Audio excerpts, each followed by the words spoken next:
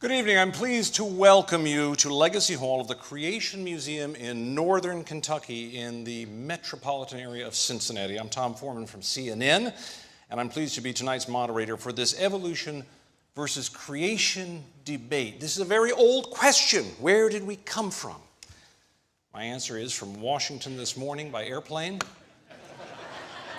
But there is a much more profound longer answer that people have sought after for a long time. So tonight's question to be debated is the following.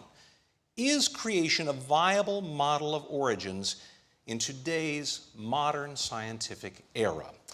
Our welcome extends to hundreds of thousands of people who are watching on the internet at debatelive.org. We're glad you have joined us. Of course, to our auditorium here, all of the folks have joined us as well. We're joined by 70 media representatives from many of the world's great news organizations. We're glad to have them here as well. And now let's welcome our debaters, Mr. Bill Nye and Mr. Ken Ham.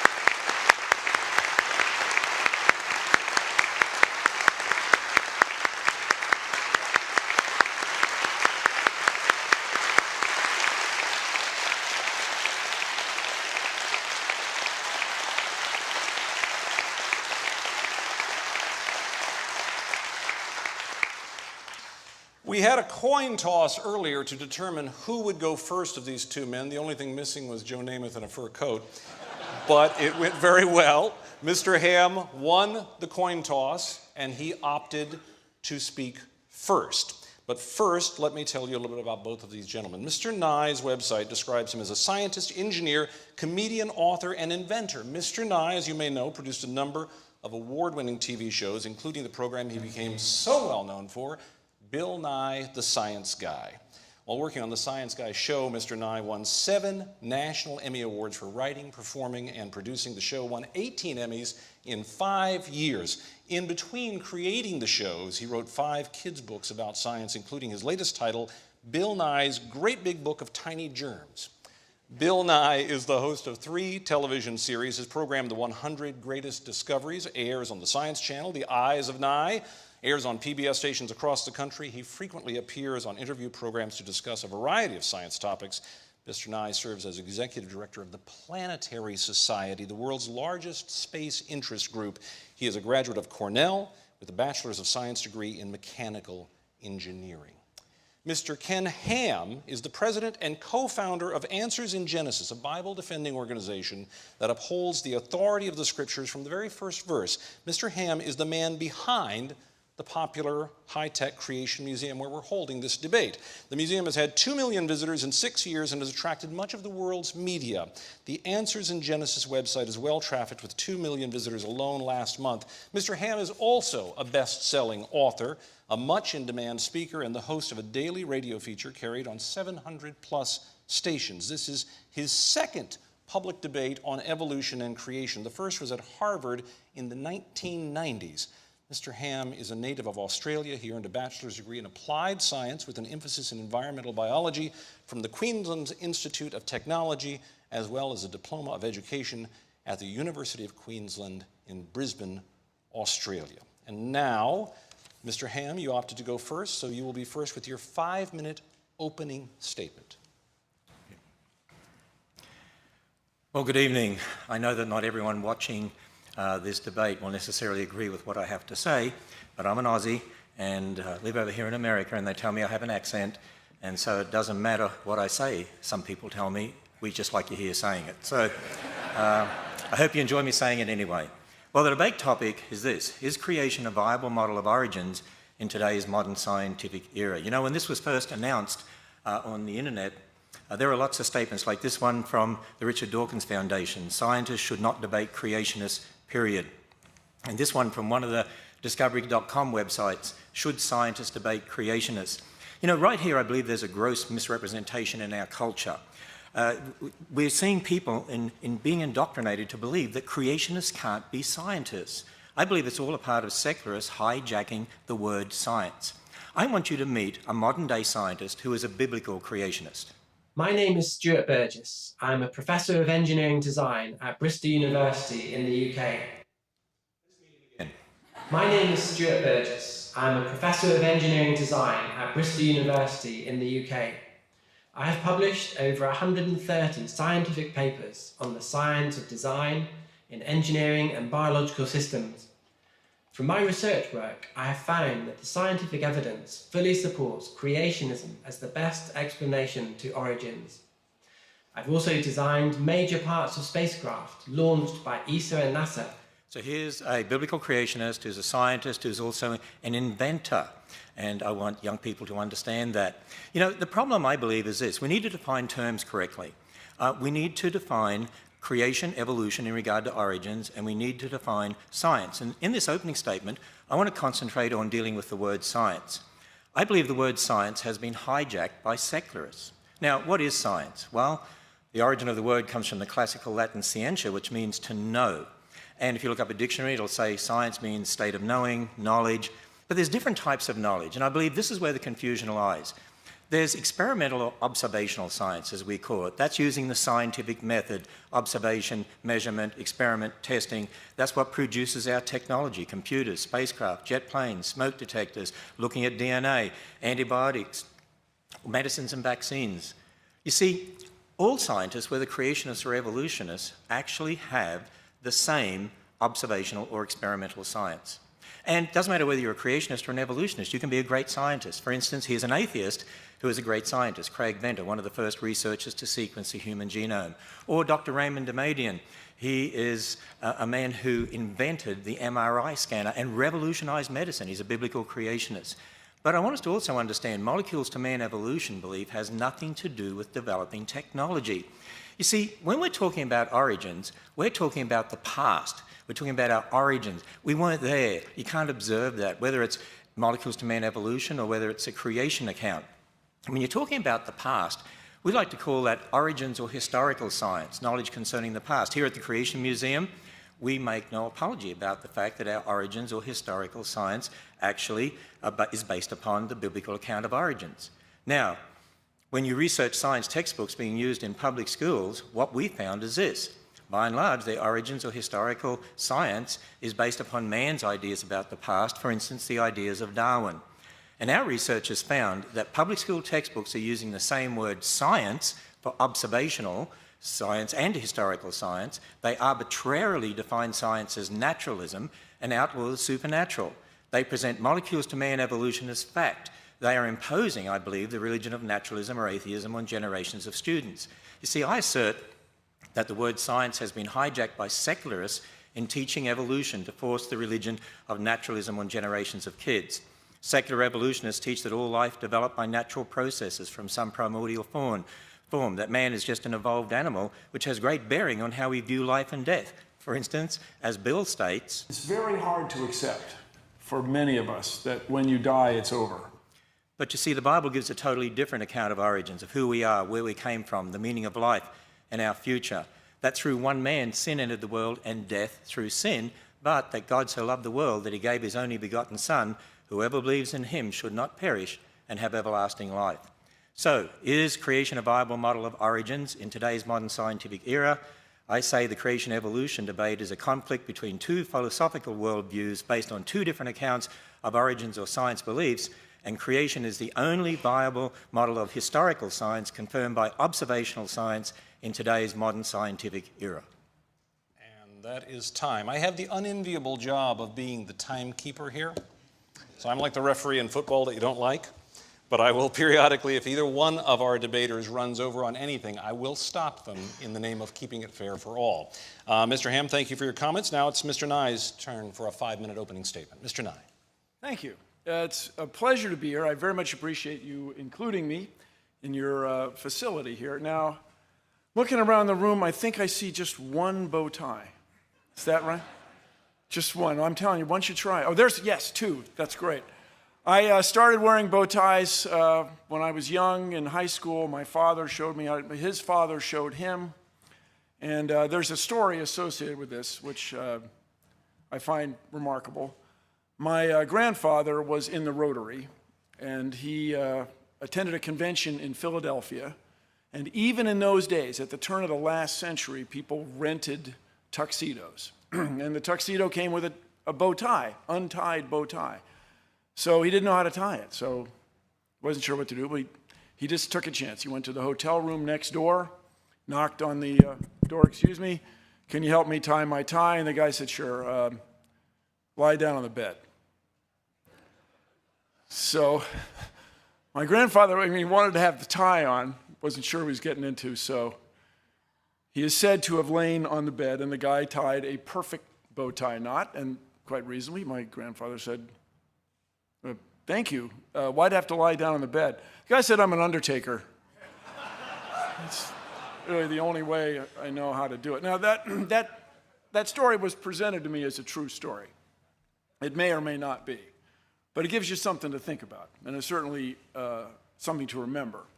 So here tonight, we're going to have two stories, and we can compare Mr. Ham's story to the story from what I will call the outside, from mainstream science. The question tonight is, does Ken Ham's creation model hold up?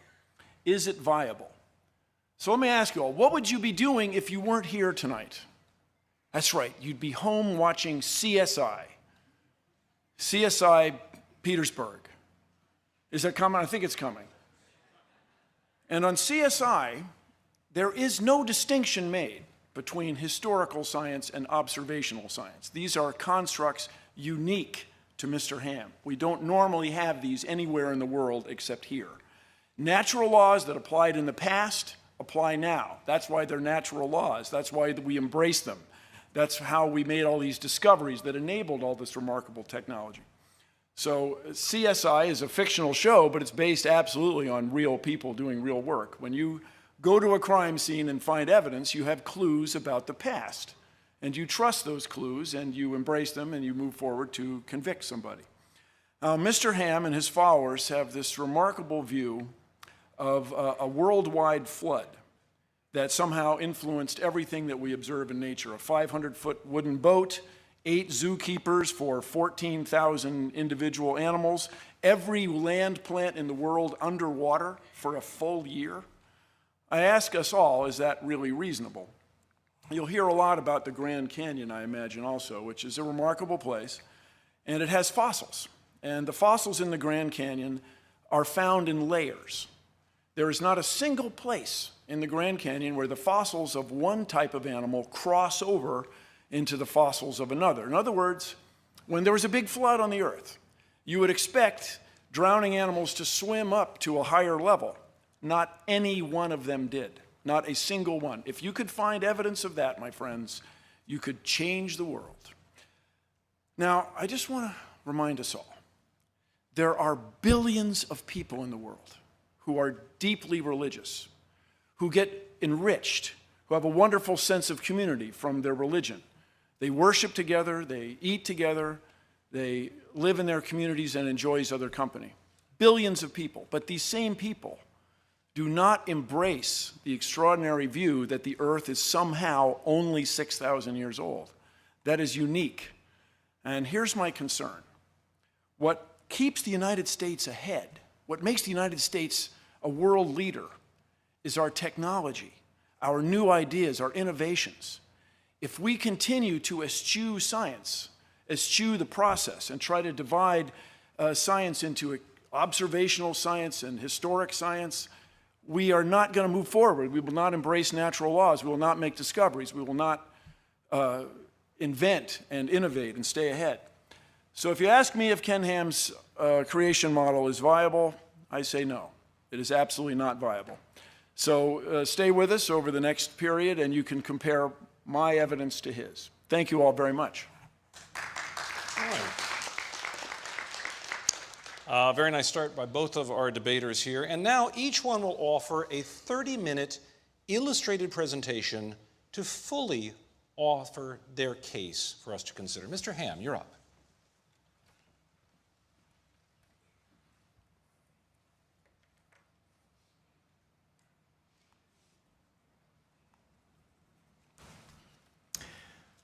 Well, the debate topic was, is creation a viable model of origins in today's modern scientific era?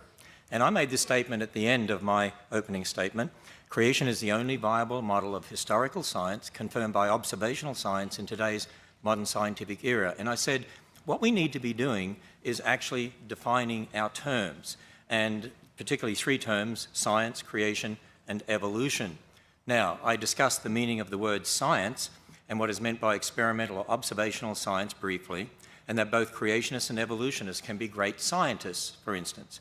I mentioned Craig Venter, a biologist. He's an atheist, and he's a great scientist. He was one of the first researchers to sequence the human genome. I also mentioned Dr. Raymond Damadian, who actually invented the MRI scanner. I want you to meet a biblical creationist who is a scientist and inventor. Hi, my name is Dr. Raymond Damadian. I am a young Earth creation scientist and believe that God created the world in 6 24-hour days, just as recorded in the book of Genesis. By God's grace and the devoted prayers of my godly mother-in-law, I invented the MRI scanner in 1969. The idea that scientists who believe the Earth is 6,000 years old cannot do real science is simply wrong. Well, he's most adamant about that. And actually, he revolutionized medicine. He's a biblical creationist. And I encourage children to follow people like that and make them their heroes. Let me introduce you to another biblical creation scientist. My name is Danny Faulkner. I received my PhD in astronomy from Indiana University. For 26 and a half years, I was professor at the University of South Carolina, Lancaster, where I hold the rank of Distinguished Professor Emeritus. Upon my retirement from the university in January of 2013, I joined the research staff at Answers in Genesis. I'm a stellar astronomer. That means my primary interest is stars, but I'm particularly interested in the study of eclipsing binary stars. And I've published many articles in the astronomy literature, places such as the Astrophysical Journal, the Astronomical Journal, and the Observatory. There is nothing in observational astronomy that contradicts a recent creation. I also mentioned Dr. Stuart Burgess, Professor of Engineering Design at Bristol University in England. Now, he designed a double-action worm gear set for the 3 hinges of the robotic arm on a very expensive satellite. And if that had not worked, if that gear set had not worked, that whole satellite would have been useless. Yet Dr. Burgess is a biblical creationist who believes just as I believe. Now, think about this for a moment. Are scientists like Dr. Burgess, who believe in creation, just as I do, a small minority in the scientific world? But let's see what he says about scientists believing in creation. I find that many of my colleagues in academia are sympathetic to the creationist viewpoint, including biologists. However, they are often afraid to speak out because of the criticisms they would get from the media and atheist lobby. I agree, that's a real problem today. We need to have freedom to be able to speak on these topics. You know, I just want to say, by the way, that non-Christian scientists, I should say, non-Christian scientists are really borrowing from the Christian worldview anyway to carry out their experimental or observational science. Think about it. When they're doing observational science using the scientific method, they have to assume the laws of logic, they have to assume the laws of nature, they have to assume the uniformity of nature. I mean, think about it. If the universe came about by natural processes, where'd the laws of logic come from? Did they just pop into existence? Are we in a stage now where we only have half logic? So you see, I have a question for Bill Nye. How do you account for the laws of logic and the laws of nature from a naturalistic worldview that excludes the existence of God? Now, in my opening statement, I also discussed a different type of science or knowledge, origins or historical science. See, again, there's a confusion here, there's a misunderstanding here. People, by and large, have not been taught to look at what you believe about the past as different to what you're observing in the present. You don't observe the past directly. Even when you think about the creation account, I mean, we can't observe God creating, we can't observe the creation of Adam and Eve. We admit that. We're willing to admit our beliefs about the past. But see, what you see in the present is very different. Even some public school textbooks, actually, well, they sort of acknowledge the difference between historical and observational science. Here is an earth science textbook that's used in public schools, and we read this. In contrast to physical geology, the aim of historical geology is to understand Earth's long history. And then they make the statement, historical geology, so we're talking about historical science, tries to establish a timeline of the vast number of physical and biological changes that have occurred in the past. We study physical geology before historical geology because we first must understand how Earth works before we try to unravel its past. In other words, we observe things in the present and then, okay, we're assuming that that's always happened in the past and we're going to try and figure out how this happened. See, there is a difference between what you observe and what happened in the past. Let me illustrate it this way. If Bill Nye and I went to the Grand Canyon, we could agree that that's a Coconino sandstone in the Hermit Shale, and there's the boundary. They're sitting one on top of the other. We could agree on that. But do you know what we would disagree on? I mean, we could even analyse the minerals and agree on that. But we would disagree on how long it took to get there. But see, none of us saw the sandstone or the shale being laid down. There's a supposed 10 million year gap there, but I don't see a gap. But that might be different to what Bill Nye would see. But see, there's a difference between what you actually observe directly and then your interpretation in regard to the past. When I was at the Goddard Space Centre a number of years ago, I met creationists and evolutionists who were both working on the Hubble telescope. They agreed on how to build the Hubble telescope. You know what they disagreed on? Well, they disagreed on how to interpret the data the telescope obtained in regard to the age of the universe. And, you know, we could go on and talk about lots of other similar sorts of things. For instance, I've heard Bill Nye talk about how a smoke detector works using the radioactive element americium. And you know what? I totally agree with him on that. We agree how it works. We agree how radioactivity enables that to work. But if you're then going to use radioactive elements and talk about the age of the Earth, you've got a problem because you weren't there. We've got to understand parent elements, daughter elements, and so on. We could agree whether you're a creationist or evolutionist on the technology to put the rover on Mars, but we're going to disagree on how to interpret the origin of Mars. I mean, there are some people that believe there was even a global flood on Mars and there's no liquid water on Mars. But, you know, we're going to disagree maybe on our interpretation of origins, and you can't prove either way because, not from an observational science perspective, because we've only got the present. Creationists and evolutionists both work on medicines and vaccines. You see, it doesn't matter whether you're a creationist or an evolutionist, all scientists have the same experimental or observational science. So I have a question for Bill Nye.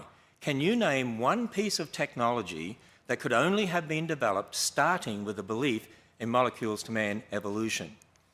Now, here's another important fact. Creationists and evolutionists all have the same evidence. Bill Nye and I have the same Grand Canyon. We don't disagree on that. We will have the same fish fossil. This is one from the Creation Museum. The same dinosaur skeletons, the same animals, the same humans, the same DNA, the same radioactive decay elements that we see. We have the same universe. Actually, we all have the same evidences. It's not the evidences that are different. It's a battle over the same evidence in regard to how we interpret the past. And you know why that is? Because it's really a battle over worldviews and starting points. It's a battle over philosophical worldviews and starting points, but the same evidence. Now, I admit my starting point is that God is the ultimate authority. But if someone doesn't accept that, then man has to be the ultimate authority. And that's really the difference when it comes down to it. You see, I've been emphasizing the difference between historical origin science, knowledge about the past when you weren't there, and we need to understand that we weren't there, or experimental or observational science, using your five senses in the present, the scientific method, what you can directly observe, test, repeat. There's a big difference between those two. And that's not what's being taught in our public schools, and that's why kids aren't being taught to think critically and correctly about the origins issue. But you know, it's also important to understand when talking about creation evolution, both involve historical science and observational science. You see, the role of observational science is this: it can be used to confirm or otherwise one's historical science based on one's starting point. Now, when you think about the debate topic and what I affirmed concerning creation, if our origins or historical science based on the Bible's account of origins is true, then there should be predictions from this that we can test using observational science, and there are. For instance, based on the Bible, we'd expect to find evidence confirming an intelligence produced life. We'd expect to find evidence confirming after their kind. The Bible says God made kinds of animals and plants after their kind, implying each kind produces its own, not that one kind changes into another. You'd expect to find evidence confirming a global flood of Noah's day, evidence confirming one race of humans, because we all go back to Adam and Eve. Biologically, that would mean there's one race. evidence confirming the Tower of Babel, that God gave different languages, evidence confirming a young universe. Now, I can't go through all of those, but a couple of them we'll look at briefly. After their kind, evidence confirming that. In the Creation Museum, we have a display featuring replicas, actually, of Darwin's finches. They're called Darwin's finches. Darwin collected finches from the Galapagos and took them back to England, and we see the different species, the different beak sizes here. And you know, from the specimens that Darwin obtained in the Galapagos, he actually pondered these things, and how do you explain this? And in his notes, actually, he came up with this diagram here, a tree. And he actually said, I think. So he was talking about different species, and maybe those species came from some common ancestor. Actually, when it comes to finches, we actually would agree as creationists that different finch species came from a common ancestor, but a finch is what they would have to come from. But you see, Darwin wasn't just thinking about species. Darwin had a much bigger picture in mind. When you look at The Origin of Species and read that book, you'll find he made this statement: from such low and intermediate form, both animals and plants may have been developed, and if we admit this, we must likewise admit that all organic beings which have ever lived on this earth may be descended from some one primordial form. So he had in mind what we today know as an evolutionary tree of life, that all life has arisen from some primordial form. Now, when you consider the classification system, kingdom, phylum, class, order, family, genus, species, we would say, as creationists, and we have many creation scientists who've researched this, and for lots of reasons, I would say the kind in Genesis 1 really is more at the family level of classification. For instance, there's one dog kind, there's one cat kind, even though you have different genera, different species. That would mean, by the way, you didn't need anywhere near the number of animals on the ark as people think. You wouldn't need all the species of dogs, just two, not all the species of cats, just two. And you see, based on the biblical account there in Genesis 1, creationists have drawn up what they believe is a creation orchard. In other words, they're saying, look, there's great variation in the genetics of dogs and finches and so on. And so over time, particularly after Noah's flood, you'd expect, if there were two dogs, for instance, you could end up with different species of dogs because there's an incredible amount of variability in the genes of any creature. And so you'd expect these different species up here, but there's limits. Dogs will always be dogs, finches will always be finches. Now, as a creationist, I maintain that observational science actually confirms this model based on the Bible. For instance, take dogs. Okay, in a scientific paper dated January 2014, that's this year, scientists working at the University of California stated this: we provide several lines of evidence supporting a single origin for dogs and disfavoring alternative models in which dog lineages arise separately from geographically distinct wolf populations. And they put this diagram in the paper. By the way, that diagram is very, very similar to this diagram that creationists proposed based upon the creation account in Genesis. In other words, you have a common dog ancestor that gives rise to the different species of dogs, and that's exactly what we're saying here. Now, in the Creation Museum, we actually show the finches here. You can see the finches with their different beaks beside dog skulls, different species of dogs. By the way, there's more variation in the dog skulls here than there are in these finches. Yet the dogs, well, that's never used as an example of evolution, but the finches are. Particularly in the public school textbooks, students are taught, see the changes that are occurring here? And here's another problem that we've got. Not only has the word science been hijacked by secularists, I believe the word evolution has been hijacked by secularists. The word evolution has been hijacked using what I call a bait and switch. Let me explain to you. The word evolution is being used in public school textbooks, and we often see it in documentaries and so on. It's used for observable changes that we would agree with, and then used for unobservable changes, such as molecules to man. Let me explain to you what's really going on, because I was a science teacher in the public schools, and I know what the students were taught, and I check the public school textbooks anyway to know what they're taught. See, students are taught today, look, there's all these different animals, plants, but they're all part of this great big tree of life that goes back to some primordial form. And look, we see changes in finches, changes in dogs, and so on. Now, we don't deny the changes. You see that. You see different species of finches, different species of dogs. But then they put it all together in this evolutionary tree, but that's what you don't observe. You don't observe that. That's belief there. That's their historical science. I would say was wrong. But you know what you do observe different species of dogs, different species of finches, but then there are limits, and you don't see one kind changing into another. Actually, we're told that if you teach creation in the public schools, that's teaching religion. If you teach evolution, that's science. And I'm going to say, wait a minute. Actually, the creation model here, based upon the Bible, observational science confirms this. This is what you observe. You don't observe this tree. Actually, it's the public school textbooks that are teaching a belief, imposing it on students, and they need to be teaching them observational science to understand the reality of what's happening. Now, what we found is that public school textbooks present the evolutionary tree as science, but reject the creation orchard as religion. But observational science confirms the creation orchard. So public school textbooks are rejecting observational science and imposing a naturalistic religion on students. The word evolution has been hijacked using a bait and switch to indoctrinate students to accept evolutionary belief as observational science. Let me introduce you to another scientist, Richard Lenski, Michigan State University. He's a great scientist. He's known for culturing E. coli in the lab. And he found there were some E. coli that actually seemed to develop the ability to grow on substrate, on citrate in the substrate. But Richard Lenski is here mentioned in this book, and it's called Evolution in the Lab. So the ability to grow on citrate is said to be evolution.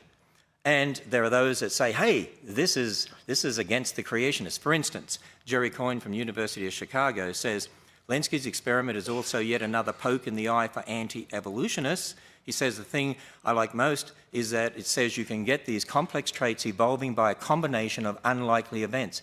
But is it a poke in the eye for anti-evolutionists?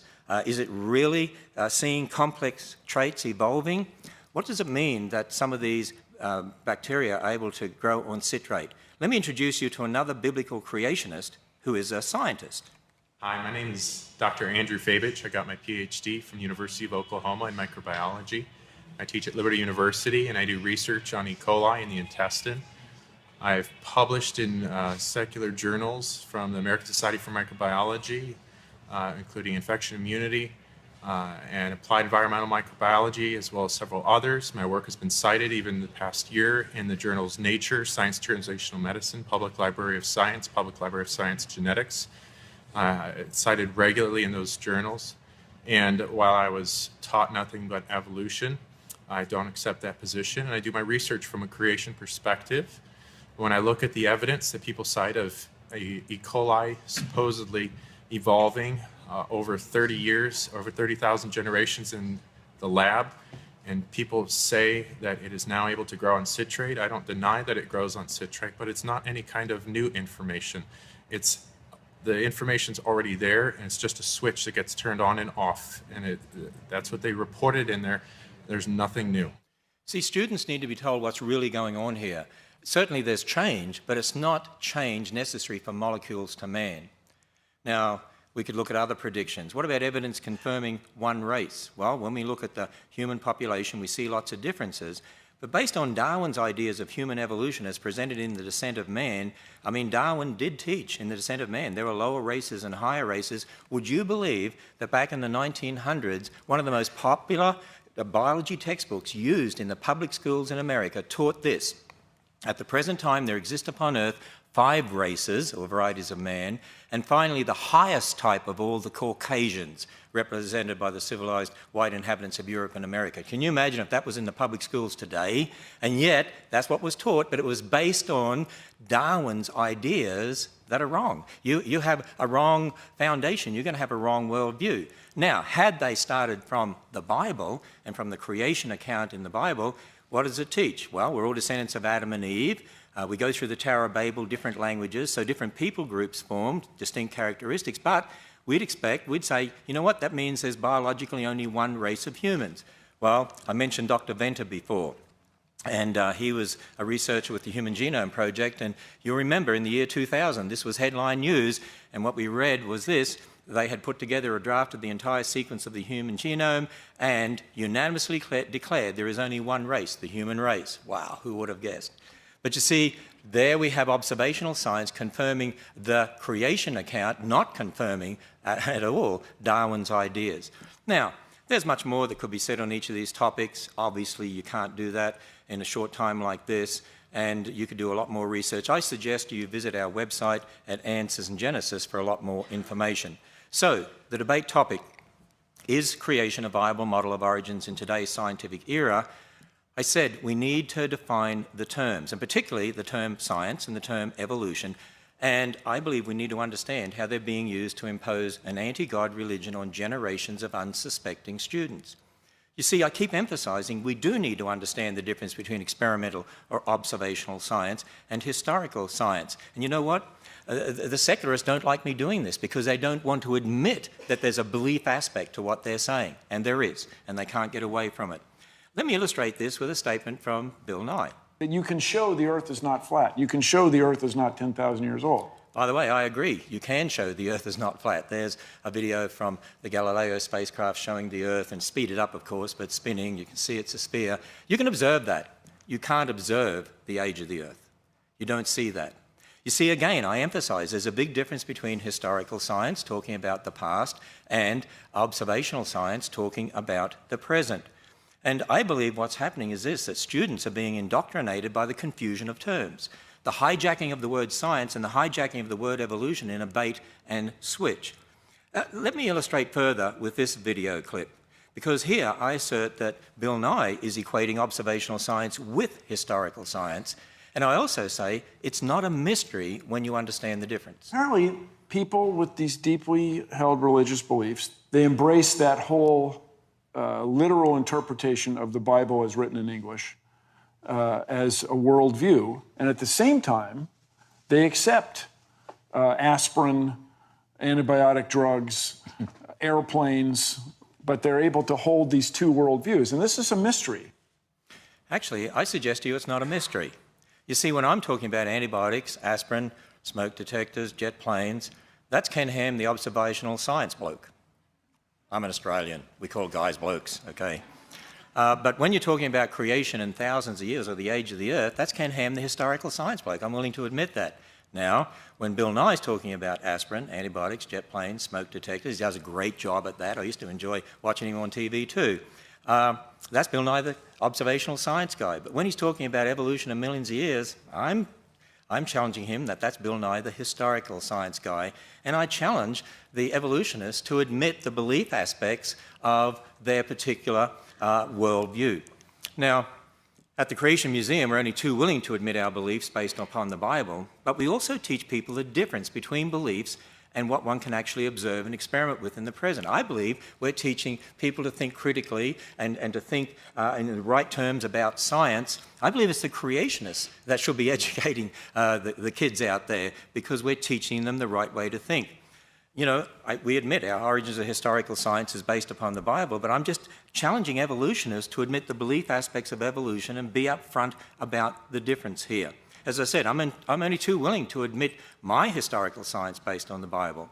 And let me further go on and define the term creation as we use it. By creation, we mean, here at Answers in Genesis and the Creation Museum, we mean the account based on the Bible. Yes, I take Genesis as literal history, as Jesus did. And here at the Creation Museum, we walk people through that history. We walk them through creation, a perfect creation. God made Adam and Eve, land animal kind, sea creatures, and so on. And then sin and death entered the world, so there was no death before sin. That means, how can you have billions of dead things before man sinned? And then the catastrophe of Noah's flood. If there was a global flood, you'd expect to find billions of dead things buried in rock layers laid down by water all over the earth. Had to say that because a lot of our supporters would want me to. And what do you find? Billions of dead things buried in rock layers laid down by water all over the earth. Confusion, the Tower of Babel. God gave different languages, so you get different people groups. So this is the geological, astronomical, anthropological, biological history as recorded in the Bible. So this is concerning what happened in the past that explains the present.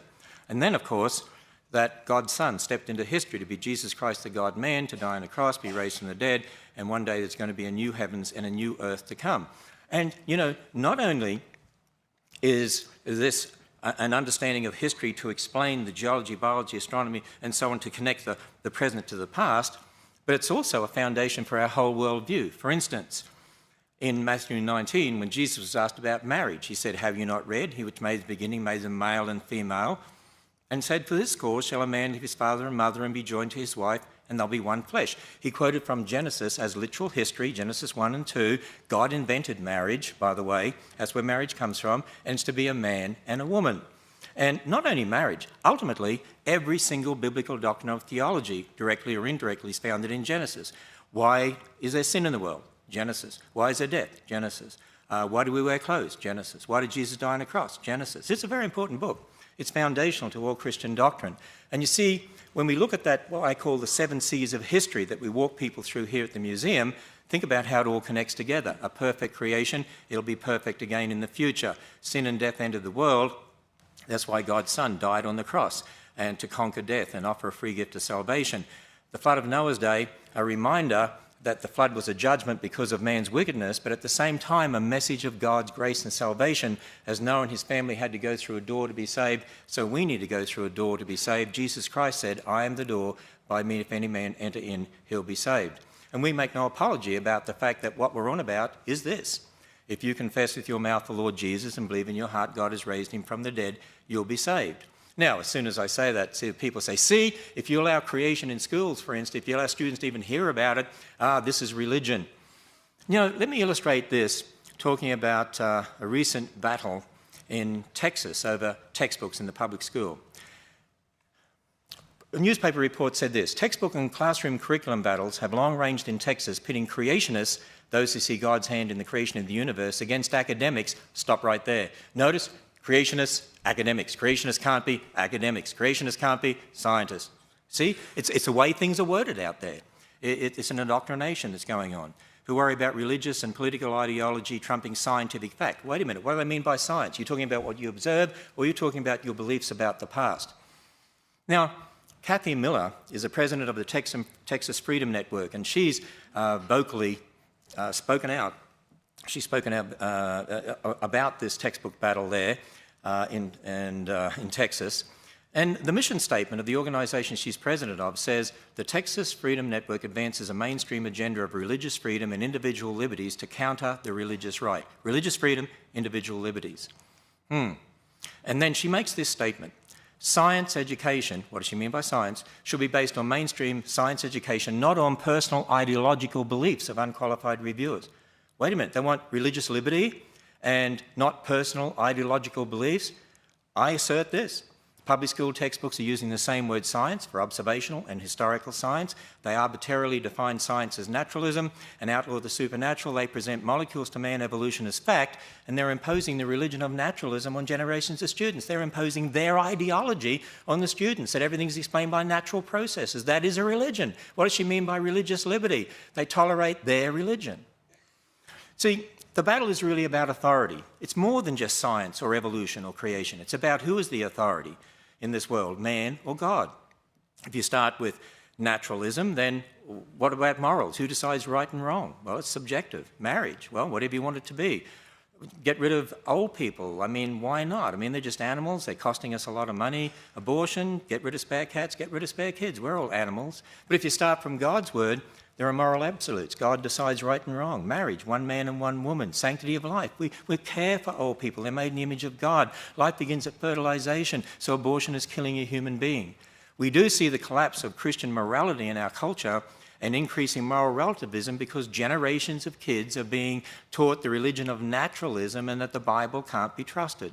And so again I say, creation is the only viable model of historical science confirmed by observational science in today's modern scientific era.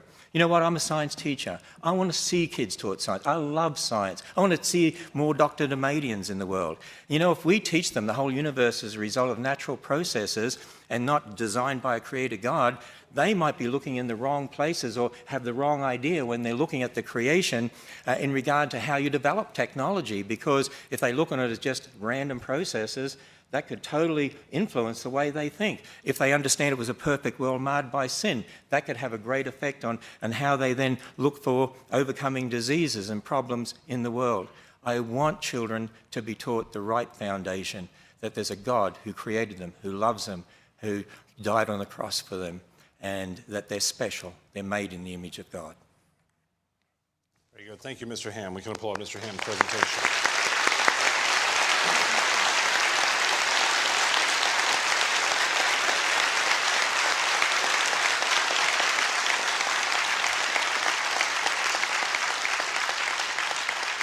And you know, it did occur to me when you had my old friend Larry King up there, you could have just asked him.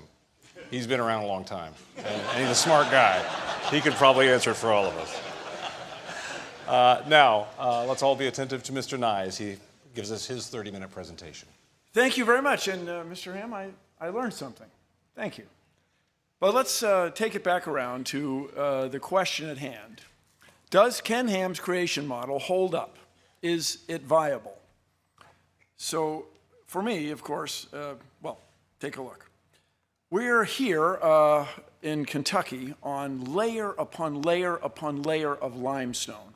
I stopped at the side of the road today and picked up this piece of limestone that has a fossil right there. Now, in these many, many layers, in this vicinity of Kentucky, there are coral animals, fossil, zooxanthellae. And when you look at it closely, you can see that they live their entire lives. They lived typically 20 years, sometimes more than that, if the water conditions are correct. And so we are standing on millions of layers of ancient life. How could those animals have lived their entire life and formed these layers in just 4,000 years? There isn't enough time since Mr. Ham's flood for this limestone that we're standing on to have come into existence. My scientific colleagues go to places like Greenland, the Arctic, they go to Antarctica, and they drill into the ice with hollow drill bits. It's not that extraordinary. Many of you have probably done it yourselves, drilling other things, hole saws to put locks in doors, for example. And we pull out long cylinders of ice, long ice rods. And these are made of snow. And by long tradition, it's called snow ice. And snow ice forms over the winter as snowflakes fall and are crushed down by subsequent layers. They're crushed together and trapping the little bubbles. And the little bubbles must needs be ancient atmosphere. There's nobody running around with a hypodermic needle squirting ancient atmosphere into the bubbles. And we find certain of these cylinders to have 680,000 layers.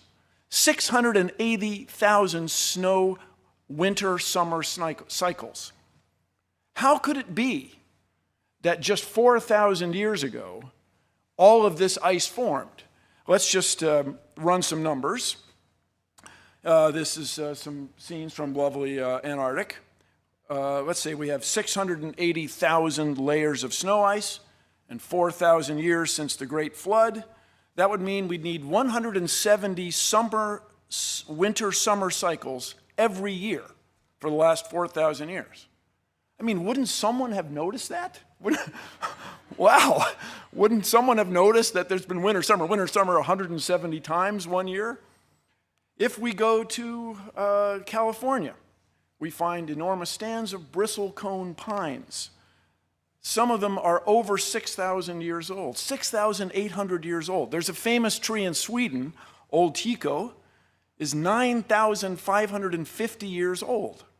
How could these trees be there if there was an enormous flood just 4,000 years ago? You can try this yourself, everybody. I don't mean to be mean to trees, but get a sapling and put it underwater for a year. It will not survive in general, nor will its seeds. They just won't make it. So how could these trees be that old if the earth is only 4,000 years old? Now, when we go to the Grand Canyon, which is an astonishing place, and I recommend to everybody in the world to someday visit the Grand Canyon, you find layer upon layer of ancient rocks. And if there was this enormous flood that you speak of, wouldn't there have been churning and bubbling and roiling? How would these things have settled out? Your claim that they settled out in an extraordinary short amount of time is, for me, not satisfactory. You can look at these rocks, you can look at rocks that are younger, you can go to seashores where there's sand. This is what geologists on the outside do, study the rate at which soil is deposited at the end of rivers and deltas, and we can see that it takes a long, long time for sediments to turn to stone. Also, in this picture, you can see where one type of sediment has intruded on another type. Now, if that was uniform, wouldn't we expect it all to be even without intrusion? Furthermore, you can find places in the Grand Canyon where you see an ancient riverbed on that side going to an ancient riverbed on that side, and the Colorado River has cut through it. And by the way, if this great flood drained through the Grand Canyon, wouldn't there have been a Grand Canyon on every continent? How could we not have Grand Canyons everywhere if this water drained away in this extraordinary short amount of time, 4,000 years? Now, when you look at these layers carefully, you find these beautiful fossils. And when I say beautiful, I am inspired by them. They're remarkable because we are looking at the past. You find down low, you'll find what you might consider as rudimentary sea animals. Up above, you'll find the famous trilobites. Above that, you might find some clams, some oysters. And above that, you'll find some mammals. You never, ever find a higher animal mixed in with a lower one. You never find a lower one trying to swim its way to the higher one. If it all happened in such an extraordinary short amount of time, if this water drained away just like that, wouldn't we expect to see some turbulence? And by the way, anyone here, really, if you can find one example of that anywhere in the world, the scientists of the world challenge you. They would embrace you. You would be a hero. You would change the world if you could find one example of that anywhere. People have looked and looked and looked. They have not found a single one. Now, here's an interesting thing. These are fossil skulls that people have found all around the world. It's by no means representative of all the fossil skulls that have been found, but these are all over the place. Now, if you were to look at these, I can assure you not any of them is a gorilla, right? If, as Mr. Ham and his associates claim, there was just man and then everybody else, there were just humans and all other species, where would you put modern humans among these skulls? How did all these skulls get all over the earth in these extraordinary fashion? Where would you put us? Well, I can tell you we are on there, and I encourage you, when you go home, to look it up. Now, one of the extraordinary claims associated with Mr. Ham's worldview is that this giant boat, very large wooden ship, went aground safely on a mountain in the Middle East, what we now call the Middle East. And so places like Australia are populated then by animals who somehow managed to get from the Middle East all the way to Australia in the last 4,000 years. Now, that to me is an extraordinary claim. We would expect then, somewhere between the Middle East and Australia, we would expect to find evidence of kangaroos.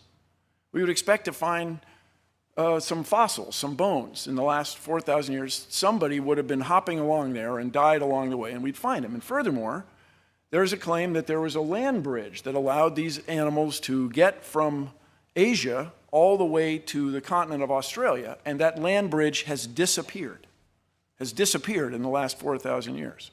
No navigator, no diver, no U.S. Navy submarine, no one's ever detected any evidence of this, let alone any fossils of kangaroos. So your expectation is not met. It doesn't seem to hold up. So let's see, if there are 4,000 years since Ken Ham's flood, and let's say, as he said many times, there are 7,000 kinds. Today, the very, very lowest estimate is that there are about 8.7 million species But a much more reasonable estimate is it's 50 million or even 100 million when you start counting the viruses and the bacteria and all the beetles that must be extant in the tropical rainforest that we haven't found. So we'll take a number which I think is pretty reasonable, 16 million species today, okay? If these came from 7,000 kinds, let's say we have 7,000 subtracted from 15 million, that's 15,993. We have 4,000 years, we have 365 and a quarter days a year. We would expect to find 11 new species every day. So you'd go out into your yard, you wouldn't just find a different bird, a new bird, you'd find a different kind of bird, a whole new species of bird every day, a new species of fish, a new species of organisms you can't see, and so on. I mean, this would be enormous news. The last 4,000 years, people would have seen these changes among us. So the Cincinnati Enquirer, I imagine, would carry a column right next to the weather report. Today's new species, and it would list these 11 every day. But we see no evidence of that. There's no evidence of these species. There just simply isn't enough time. Now, as you may know, I was graduated from engineering school, and I got a job at Boeing. I worked on 747s. Okay, everybody relax. I was very well supervised. Everything's fine. There's a tube in the 747 I kind of think of as my tube. But that aside, I traveled the highways of Washington State quite a bit. I was a young guy. I had a motorcycle. I used to go mountain climbing in Washington State, Oregon. And you can drive along and find these enormous boulders on top of the ground. Enormous rocks, huge, sitting on top of the ground. Now, out there in regular academic pursuits, regular geology, people have discovered that there used to be a lake in what is now Montana, which we charmingly refer to as Lake Missoula. It's not there now, but the evidence for it, of course, is, if I may, overwhelming. And so an ice dam would form at Lake Missoula, and once in a while it would break. It would build up and break, and there were multiple floods in my old state of Washington State. And just before we go on, let me just say, go Seahawks. That was very gratifying for me. Anyway, you drive along the road, and there are these rocks. So if, as is asserted here at this facility, that the heavier rocks would sink to the bottom during a flood event, the big rocks, and especially their shape, instead of aerodynamic, the hydrodynamic, the water-changing shape, as water flows past. You'd expect them to sink to the bottom. But here are these enormous rocks right on the surface, and there's no shortage of them. If you go driving in Washington State or Oregon, they're readily available. So how could those be there if the Earth is just 4,000 years old? How could they be there if this one flood caused that? Another remarkable thing I'd like everybody to consider, inherent in this worldview, is that somehow Noah and his family were able to build a wooden ship that would house 14,000 individuals. There are 7,000 kinds, and there's a boy and a girl for each one of those. So it's about 14,008 people. And these people were unskilled. As far as anybody knows, they had never built a wooden ship before. Furthermore, they had to get all these animals on there, and they had to feed them, and I understand that Mr. Ham has some explanations for that, which I frankly find extraordinary, but this is the premise of the bit. And we can then run a test, a scientific test. People in the early 1900s built an extraordinarily large wooden ship, the Wyoming. It was a 6-masted schooner, the largest one ever built. It had a motor on it for winching cables and stuff. But this boat had a great difficulty. It was not as big as the Titanic, but it was a very long ship. It would twist in the sea. It would twist this way, and this way.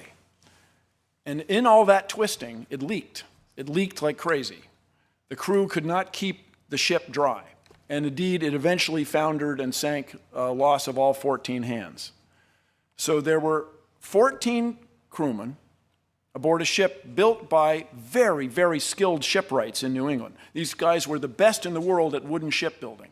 And they couldn't build a boat as big as the Ark is claimed to have been. Is that reasonable? Is that possible? That the best shipbuilders in the world couldn't do what 8 unskilled people, men and their wives, were able to do. If you visit the National Zoo in Washington, D.C., it's 163 acres, and they have 400 species. By the way, this picture that you're seeing was taken by spacecraft in space, orbiting the Earth. If you told my grandfather, let alone my father, that we had that capability, they would have been amazed. That capability comes from our fundamental understanding of gravity, of material science, of physics, and life science, where you go looking. This place is often, as any zoo, is often deeply concerned and criticized for how it treats its animals. They have 400 species on 163 acres, 66 hectares. Is it reasonable that Noah and his colleagues, his family, were able to maintain 14,000 animals and themselves and feed them aboard a ship that was bigger than anyone's ever been able to build? Now, here's the thing. What we want in science, science as practiced out on the outside, is an ability to predict. We want to have a natural law that is so obvious and clear, so well understood, that we can make predictions about what will happen. We can predict that we can put a spacecraft in orbit and take a picture of Washington, D.C. We can predict that if we provide this much room for an elephant, it will live healthily for a certain amount of time. So I'll give you an example. In the explanation provided by traditional science of how we came to be, we find, as Mr. Ham alluded to many times in his recent remarks, we find a sequence of animals in what generally is called the fossil record. This would be to say, when we look at the layers that you would find in Kentucky, you look at them carefully, you find a sequence of animals, a succession. And as one might expect, when you're looking at old records, there's some pieces seem to be missing, a gap. So scientists got to thinking about this. There are lungfish that jump from pond to pond in Florida and end up in people's swimming pools. And there are amphibians, frogs and toads, croaking and carrying on. And so people wondered if there wasn't a fossil or an organism, an animal that had lived, that had characteristics of both. People over the years had found that in Canada, there was clearly a fossil marsh, a place that used to be a swamp, had dried out. And they found all kinds of happy swamp fossils there, ferns, so on, and organisms, animals, fish that were recognized. And people realized that if this, with the age of the rocks there, as computed by traditional scientists, with the age of the rocks there, this would be a reasonable place to look for an animal, a fossil of an animal that lived there. And indeed, scientists found it, Tiktaalik, this fish lizard guy. And they found several specimens. It wasn't one individual. In other words, they made a prediction that this animal would be found, and it was found. So far, Mr. Ham and his worldview, the Ken Ham creation model, does not have this capability. It cannot make predictions and show results. Here's an extraordinary one that I find remarkable. There are certain fish, the top minnows, that have the remarkable ability to have sex with other fish, traditional fish sex, and they can have sex with themselves. Now, one of the old questions in life science, everybody, one of the old sort of chin strokers, is why does any organism, whether you're an ash tree, a sea jelly, a squid, a marmot, why does anybody have sex? I mean, there are more bacteria in your tummy right now than there are humans on Earth. And bacteria, they don't bother with that, man. They just split themselves in half. They get new bacteria. Let's get her done. Let's go. But why does think of all the trouble a rose bush goes to make a flower, and the thorns and the bees swimming, flying around, interacting. Why does anybody bother with all that? And the answer seems to be your enemies. And your enemies are not lions and tigers and bears. Oh my, no. Your enemies are germs and parasites. That's what's going to get you. Germs and parasites. My first cousin's son died tragically from essentially the flu. This is not some story I heard about. It's my first cousin once removed. Because apparently the virus had the right genes to attack his genes. So when you have sex, you have a new set of genes. You have a new mixture. So people studied these top minnows, and they found that the ones who reproduced sexually had fewer parasites than the ones that reproduced on their own. This black spot disease. Wait, there's more. In these populations, with flooding and so on, with river ponds get isolated, then they dry up, then the river flows again. In between, some of the fish will have sex with other fish sometimes, and they'll have sex on their own, what's called asexually. And those fish, the ones that are in between, sometimes this, sometimes that, they have an intermediate number of infections. In other words, the explanation provided by evolution made a prediction. And the prediction's extraordinary and subtle, but there it is. How else would you explain it? And to Mr. Ham and his followers, I say this is something that we in science want. We want the ability to predict. And your assertion that there's some difference between the natural laws that I use to observe the world today and the natural laws that existed 4,000 years ago is extraordinary and unsettling. I travel around. I have a great many family members in Danville, Virginia, one of the U.S.'s most livable cities. It's lovely. And I was driving along, and there was a sign in front of a church, Big Bang Theory, you got to be kidding me, God. Now, everybody, why would someone at the church, a pastor, for example, put that sign up unless he or she didn't believe that the Big Bang was a real thing? I just want to review briefly with everybody why we accept, in the outside world, why we accept the Big Bang. Edwin Hubble, oh, sorry, there you go. You got to be kidding me, God. Edwin Hubble was sitting at Mount Wilson, which is up from Pasadena, California. On a clear day, you can look down and see where the Rose Parade goes. It's that close to civilization.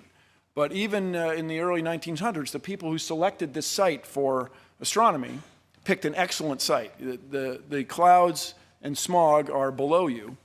And Edwin Hubble sat there at this very big telescope night after night studying the heavens. And he found that the stars are moving apart. The stars are moving apart. And he wasn't sure why, but it was clear that the stars are moving farther and farther apart all the time. So people talked about it for a couple decades.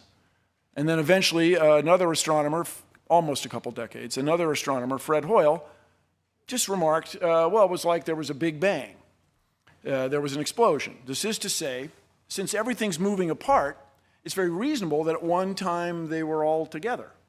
And there's a place from whence these things expanded. And it was a remarkable insight. But people went still questioning it for decades. Science and conventional scientists questioning it for decades. These two researchers wanted to listen for radio signals from space, radio astronomy. And this is, while we have visible light for our eyes, there's a whole nother bunch of waves of light that are much longer. The microwaves in your oven are about that long. The radar at the airport is about that long. Your FM radio signals about like this. AM radio signals are a kilometer. They're several soccer fields. They went out listening, and there was this hiss, this tss, all the time that wouldn't go away. And they thought, oh, doggone it, there's some loose connector. They plugged in the connector. They re-screwed it, they made it tight. They turned it this way, the hiss was still there. They heard it that way, it's just still there. They thought it was pigeon droppings that had affected the reception of this horn, it's called. This thing is still there. It's in Basking Ridge, New Jersey. It's a National Historic Site. And Arno Penzias and Robert Wilson had found this cosmic background sound that was predicted by astronomers. Astronomers running the numbers, doing math, predicted that in the cosmos would be left over this echo, this energy from the Big Bang that would be detectable. And they detected it. We built the Cosmic Observatory for Background Emissions, the COBE spacecraft, and it matched exactly the astronomers' predictions. You got to respect that. It's a wonderful thing. Now, along that line is some interest in the age of the Earth. Right now, it's generally agreed that the Big Bang happened 13.7 billion years ago. What we can do on Earth, these elements that we all know on the periodic table of chemicals, even ones we don't know, were created when stars explode. And I look like nobody, but I attended a lecture by Hans Bethe, who won a Nobel Prize for discovering the process by which stars create all these elements. The one that interests me especially is our good friends rubidium and strontium. Rubidium becomes strontium spontaneously. It's an interesting thing to me. A neutron becomes a proton, and it goes up the periodic table. When lava comes out of the ground, molten lava, and it freezes, turns to rock, when the melt solidifies or crystallizes, it locks the rubidium and strontium in place. And so by careful assay, by being diligent, you can tell when the rock froze. You can tell how old the rubidium and strontium are, and you can get an age for the Earth. When that stuff falls on fossils, you can get a very good idea of how old the fossils are. I encourage you all to go to Nebraska, go to Ashfall State Park, and see the astonishing fossils. It looks like a Hollywood movie. There are rhinoceroses, there are three-toed horses in Nebraska. None of those animals are extant today, and they were buried catastrophically by a volcano in what is now Idaho, is now Yellowstone National Park. What's called the hot spot, people call it the super volcano. And it's a remarkable thing. Apparently, as I can tell you, as a Northwesterner around for Mount St. Helens, full disclosure, I'm on the Mount St. Helens board. When it goes off, it gives out a great deal of gas that's toxic and knocks these animals out. Looking for relief, they go to a watering hole, and then when the ash comes, they were all buried. It's an extraordinary place. Now, if in the bad old days you had heart problems, they would right away cut you open. Now we use a drug based on rubidium to look at the inside of your heart without cutting you open. Now, my Kentucky friends, I want you to consider this. Right now, there is no place in the Commonwealth of Kentucky to get a degree in this kind of nuclear medicine, this kind of drugs associated with that. I hope you find that troubling. I hope you're concerned about that. You want scientifically literate students in your Commonwealth for a better tomorrow for everybody. You can't get this here. You have to go out of state. Now, as far as the distance to stars, understand this is very well understood. It's February. We look at a star in February, we measure an angle to it, we wait 6 months, we look at that same star again, and we measure that angle. It's the same way carpenters built this building. It's the same way surveyors surveyed the land that we're standing on. And so by measuring the distance to a star, you can figure out how far away it is, that star, and then the stars beyond it and stars beyond that. There are billions of stars, more than 6,000 light years from here. A light year is a unit of distance, not a unit of time.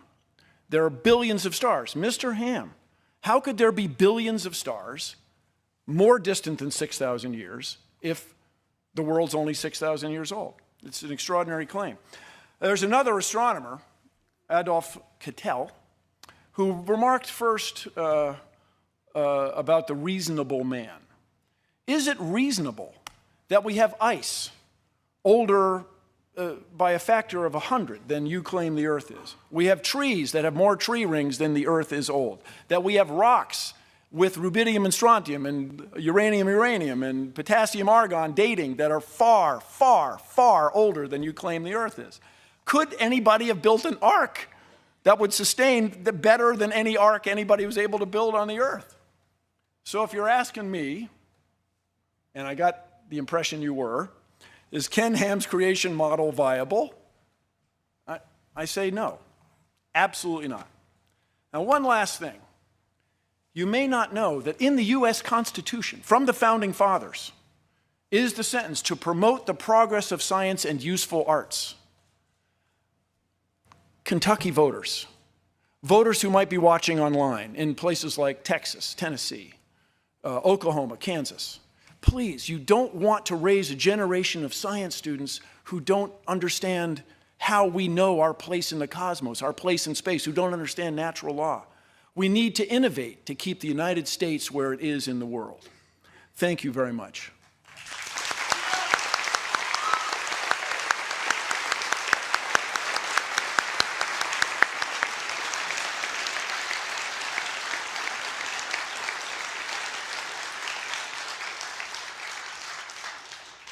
That's a lot to take in. I hope everybody's holding up well.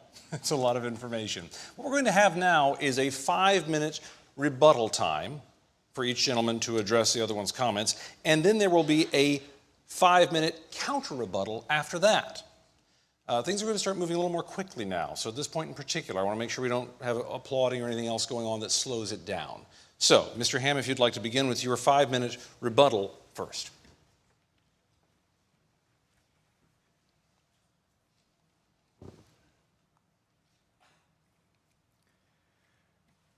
Well, first of all, Bill, if I was to answer all the points that you brought up, the moderator would think I was going on for millions of years. So I can only deal with some of them. And you mentioned the age of the Earth a couple of times, so let me deal with that. As I said in my presentation, you can't observe the age of the Earth, and I would say that comes under what we call historical origin science. Now, just to understand, so you understand where I'm coming from, yes, we admit we build our origins of historical science on the Bible. The Bible says God created in 6 days. The Hebrew word yom, as it's used in Genesis 1 with the evening morning number, means an ordinary day. Adam was made on day 6. And so when you add up all those genealogies specifically given in the Bible, yeah, from Adam to Abraham, you've got 2,000 years from Abraham to Christ, 2,000 years from Christ to the present 2,000 years. That's how we get 6,000 years. So that's where it comes from, just so you know. Now, a lot of people say, now, by the way, the Earth's age is 4.5 billion years old, and we have radioactive decay dating methods that found that. But you see, we certainly observe radioactive decay, whether it's rubidium, strontium, whether it's uranium, lead, potassium, argon. But when you're talking about the past, we have a problem. I'll give you a practical example. In Australia, there were engineers that were trying to search out about a coal mine, and so they drilled down and they found a basalt layer, lava flow, that had woody material in it, branches and twigs and so on. And when Dr. Andrew Snelling, our PhD geologist, sent that to a lab in Massachusetts in 1994, they used potassium argon dating. It dated to 45 million years old. Well, he also sent the wood to the radiocarbon section of the same lab, and that dated to 45,000 years old. 45,000-year-old wood and 45 million-year-old rock. The point is, there's a problem. Let me give you another example of a problem. There was a lava dome that started to form in the 80s after Mount St. Helens erupted. And in 1994, Dr. Steve Austin, another PhD geologist, actually sampled the rock there. He took whole rock, crushed it, sent it to the same lab, actually, I believe, and got a date of 0.35 million years. When he separated out the minerals, amphibole and pyroxene, and used potassium argon dating, you get 0.9 million, 2.8 million. My point is, all these dating methods actually give all sorts of different dates. In fact, different dating methods on the same rock we can give all sorts of different dates. See, there's lots of assumptions in regard to radioactive dating. Number one, for instance, the amounts of the parent and daughter isotopes at the beginning when the rock formed. You have to know them, but you weren't there. See, that's historical science. Assumption two, that all daughter atoms measured today must have only been derived in situ radioactive decay of parent atoms. In other words, it's a closed system, but you don't know that, and there's a lot of evidence that that's not so. Assumption number 3, that the decay rates have remained a constant. And they're just some of them. There's others as well. The point is there's lots of assumptions in regard to the dating method. So there's no dating method you can use that you can absolutely age date a rock. There's all sorts of differences out there. And I do want to address the bit you brought up about Christians believing in millions of years. Yeah, there's a lot of Christians out there that believe in millions of years, but I'd say they have a problem. I'm not saying they're not Christians, but because salvation is conditioned upon faith in Christ, not the age of the earth, but there's an inconsistency with what the Bible teaches.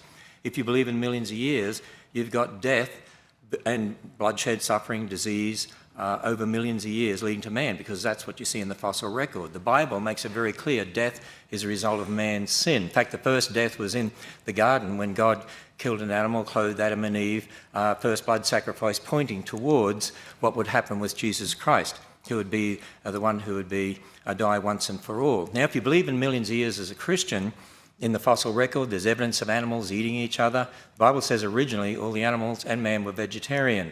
We weren't told we could eat meat until after the flood.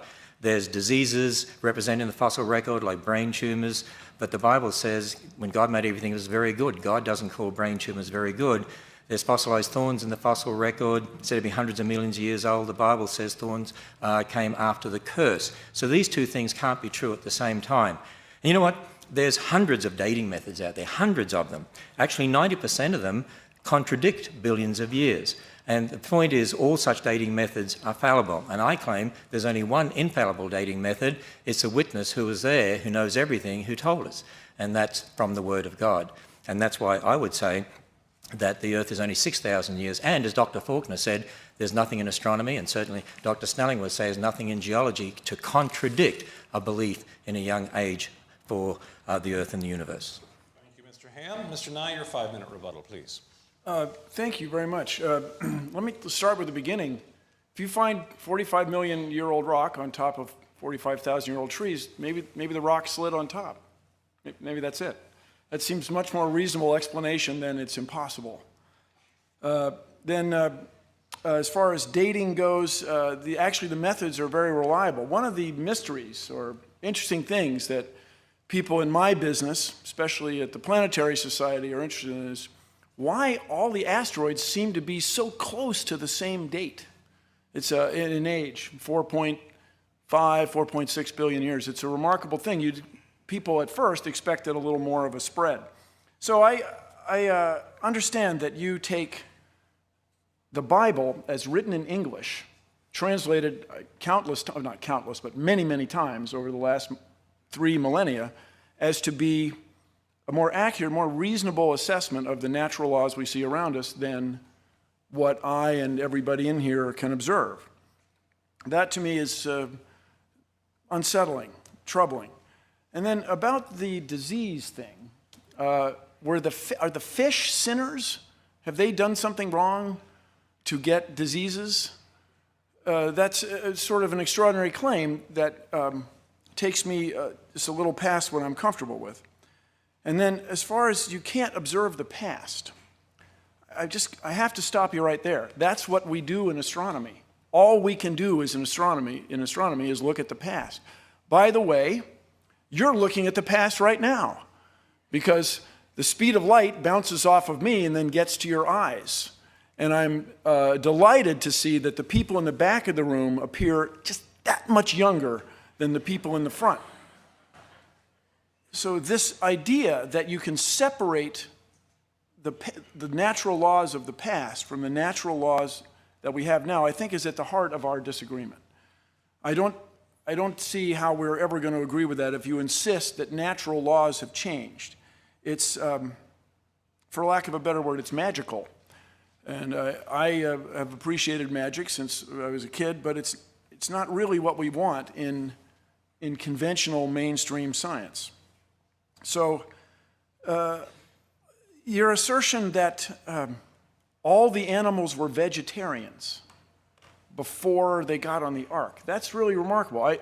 I have not spent a lot of time with lions, but I can tell they've got teeth that really aren't set up for broccoli. that these animals were vegetarians till this flood is something that I would ask you to provide a little more proof for. I give you the lion's teeth.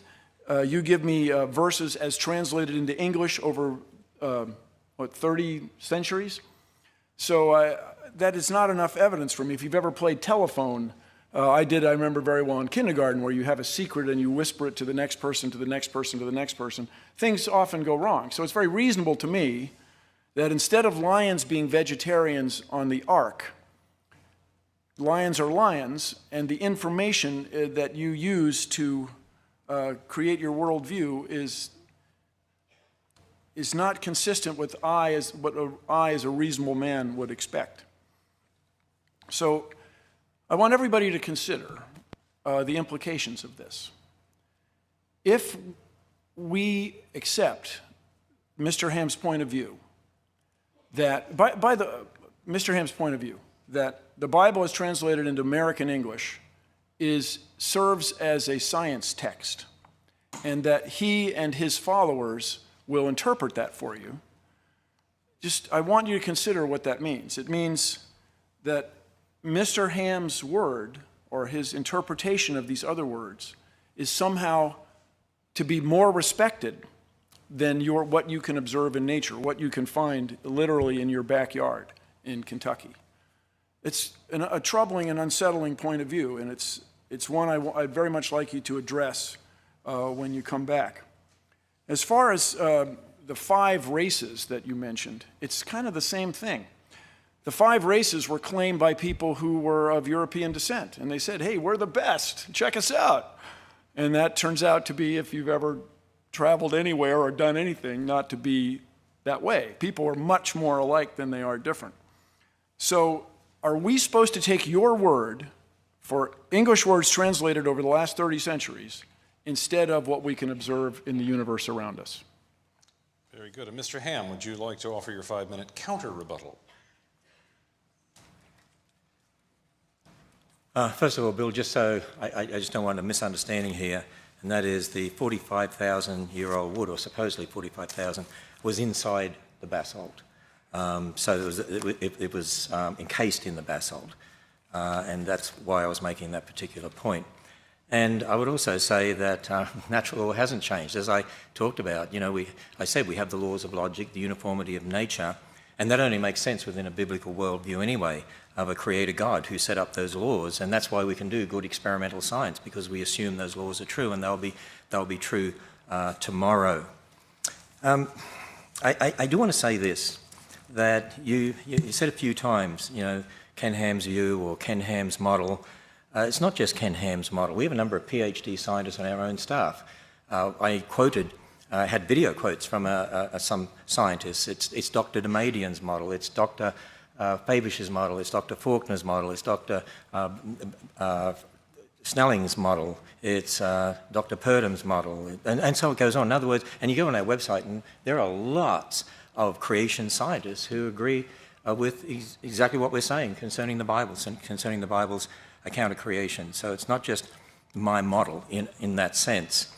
There's so much that I could say, but as I listen to you, I believe you're confusing terms in regard to species and kinds, because we're not saying God created all those species, we're saying God created kinds, and we're not saying species got on the ark, we're saying kinds. In fact, we've had researchers working on what is a kind. For instance, there's a number of papers published on our website where, for instance, they look at dogs and they say, well, this one breeds with this one, with this one, with this one, this one, this one, and you can look at all the papers around the world and you can connect them all together and say that obviously represents one kind.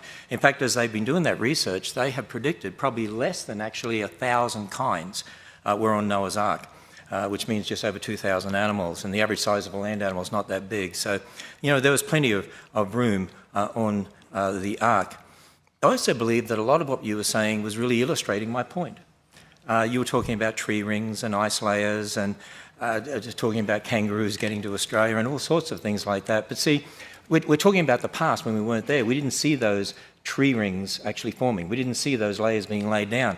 In 1942, for instance, there were some planes that were landed on the ice in Greenland, and They found them, 46 years later, I think it was, 3 miles away from the original location with 250 feet of ice buried on top of them. So ice can build up catastrophically. If you assume 1 layer a year or something like that, it's like the dating methods. You're assuming things in regard to the past that aren't necessarily true.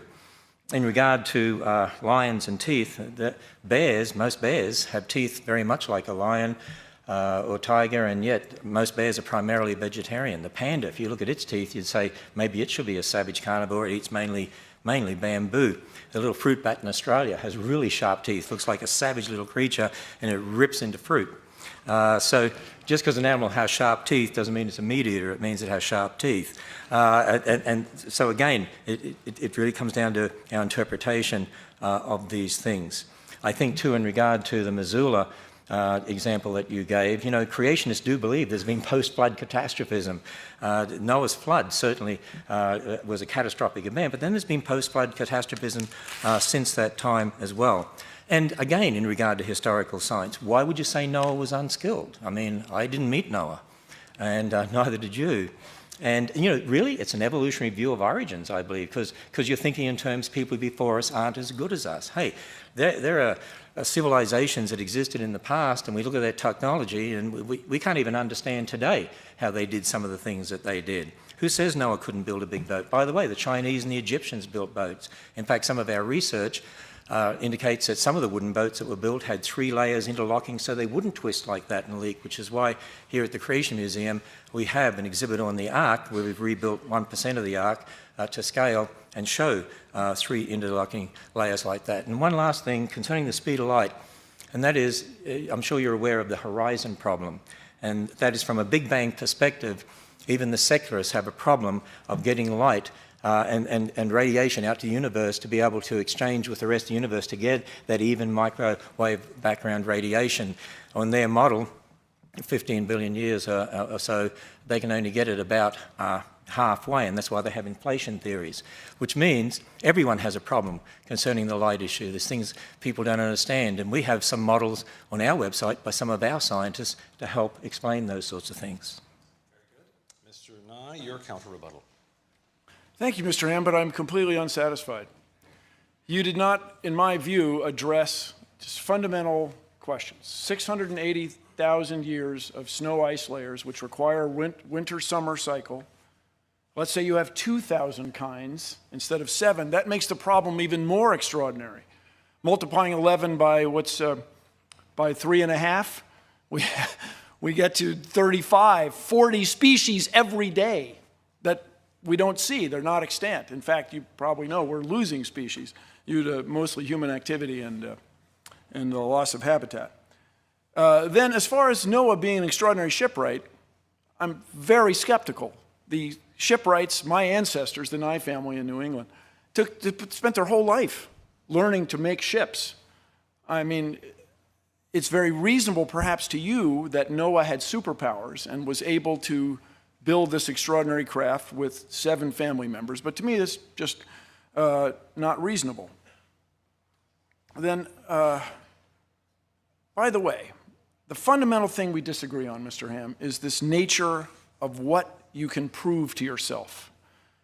This is to say, when people make assumptions based on radiometric data, when they make assumptions about the expanding universe, when they make assumptions about the rate at which genes change in populations of bacteria in laboratory growth media, they're making assumptions based on previous experience. They're not coming out of whole cloth.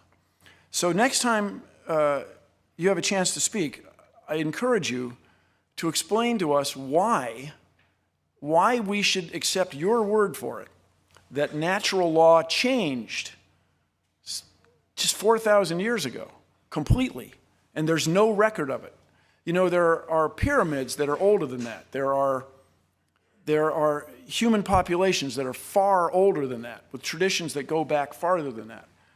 And it's just not reasonable to me that everything changed 4,000 years ago. By everything, I mean the species, the surface of the earth, the stars in the sky, and the relationship of all the other living things on earth to humans. It's just not reasonable to me that everything changed like that. And another thing I would very much appreciate you addressing, there are billions of people in the world who are deeply religious, and I respect that. People get tremendous community and comfort and nurture and support from their religious fellows in their communities, in their faiths, in their churches, and yet they don't accept your point of view. There are Christians who don't accept that the earth could somehow be this extraordinarily young age because of all the evidence around them. And so, what is to become of them, in your view? And by the way, this thing started, as I understand it, Ken Ham's creation model is based on the Old Testament. So when you bring in, I'm not a theologian, when you bring in the New Testament, isn't that a little out of the box? I'm looking for explanations of the creation of the world as we know it, based on what I'm going to call science. Not historical science, not observational science.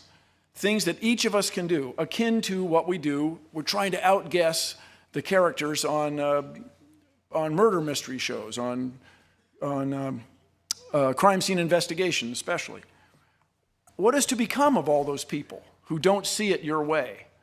For us in the scientific community, I remind you that when we find an idea that's not tenable, that doesn't work, that doesn't fly, doesn't hold water, whatever idiom you'd like to embrace, we throw it away. We're delighted. That's why I say if you can find a fossil that has swum between the layers, bring it on.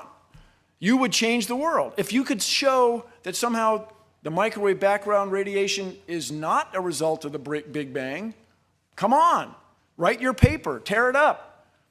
So your view that we're supposed to take your word for this book written centuries ago, translated into American English, is somehow more important than what I can see with my own eyes is an extraordinary claim. And for those watching online especially, I want to remind you that we need scientists, and especially engineers, for the future. Engineers use science to solve problems and make things.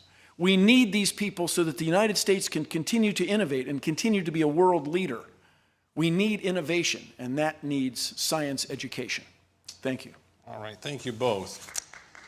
Now we're going to get to the things moving a little bit faster, and I think they may be quite interesting here. It's 40 to 45 minutes, maybe a little bit more actually, we'll have a little more, for questions and answers submitted by our audience here in the Creation Museum. Beforehand, we handed out these cards to everyone. I shuffled them here in the back, and in fact I dropped a lot of them, and then I scooped them up again. And if you saw me sorting through them here, it was to get a pile for Mr. Nye and a pile for Mr. Ham, so that we can alternate reasonably between them. Other than that, the only reason I will skip over one is if I can't read it, or if it's a question that I don't know how to read because it doesn't seem to make any sense, which sometimes happens just because of the way people write. What's going to happen is we're going to go back and forth between Mr. Nye and Mr. Ham. Each debater will have 2 minutes to answer the question addressed to him, and then the other will have 1 minute to also answer the question, even though it was addressed to the other man. And I did pull one card aside here because I noticed it was to both men. So we may be able to get to that at some point. Mr. Ham, you've been up first. If you'll hop up first this time, and Mr. Nye, you can stand by for your responses. 2 minutes. How does creationism account for the celestial bodies, planets, stars, moons, moving further and further apart? And what function does that serve in the grand design? Well, when it comes to looking at the universe, of course, we believe that in the beginning God created the heavens and the earth, and I believe our creationist astronomers would say, yeah, you can observe the universe expanding. Why God is doing that? In fact, in the Bible, it even says he stretches out the heavens and seems to indicate that there is an expansion of the universe. And so we would say, yeah, that you can observe that. That fits with what we call observational science, exactly why God did it that way. I can't answer that question, of course, because, you know, the Bible says that God made the heavens for his glory, and that's why he made the stars that we see out there, and it's to tell us how great he is and how big he is. And in fact, I think that's the thing about the universe. The universe is so large, so big out there. One of our planetarium programs looks at this, where we go in and show you how large the universe is, and I think it shows us how great God is, how big he is, that he's an all-powerful God, he's an infinite God, an infinite, all-knowing God who created the universe to show us his power.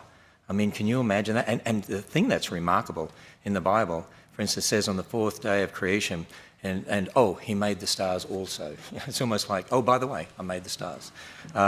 And just to show us, he's an all-powerful God. He's an infinite God. So I made the stars, and he made them to show us how great he is. And he is. He's an infinite creator God. And the more that you understand what that means, that God is all-powerful, infinite, you stand back in awe, you realize how small we are, you realize, wow, that God would consider this planet is so significant that he created human beings here, knowing they would sin, and yet stepped into history to die for us and be raised from the dead, to offer us the free gift of salvation. Wow, what a God. And that's what I would say when I see the universe as it is. Mr. Nye, 1 minute. Any response? There's a question that troubles us all from the time we are absolutely youngest and first able to think. And that is, where did we come from? Where did I come from? And this question is so compelling that we've invented the science of astronomy. We've invented life science. We've invented physics. We've discovered these natural laws so that we can learn more about our origin and where we came from. To you, when it says he invented the stars also, that's satisfying. You're done. Oh, good. Okay. To me, when I look at the night sky, I want to know what's out there. I'm driven. I want to know if what's out there is any part of me, and indeed it is. The oh, by the way, I find compelling, you are satisfied. And the big thing I want from you, Mr. Ham, is can you come up with something that you can predict? Do you have a creation model that predicts something that will happen in nature? And that's time. Mr. Nye, the next question is for you. How did the atoms that created the Big Bang get there? This is the great mystery. You've hit the nail on the head. No, this is so, what was before the Big Bang? This is what drives us. This is what we want to know. Let's keep looking. Let's keep searching. When I was young, it was presumed that the universe was slowing down. It's a Big Bang, except it's in outer space. There's no air, so it goes out like that.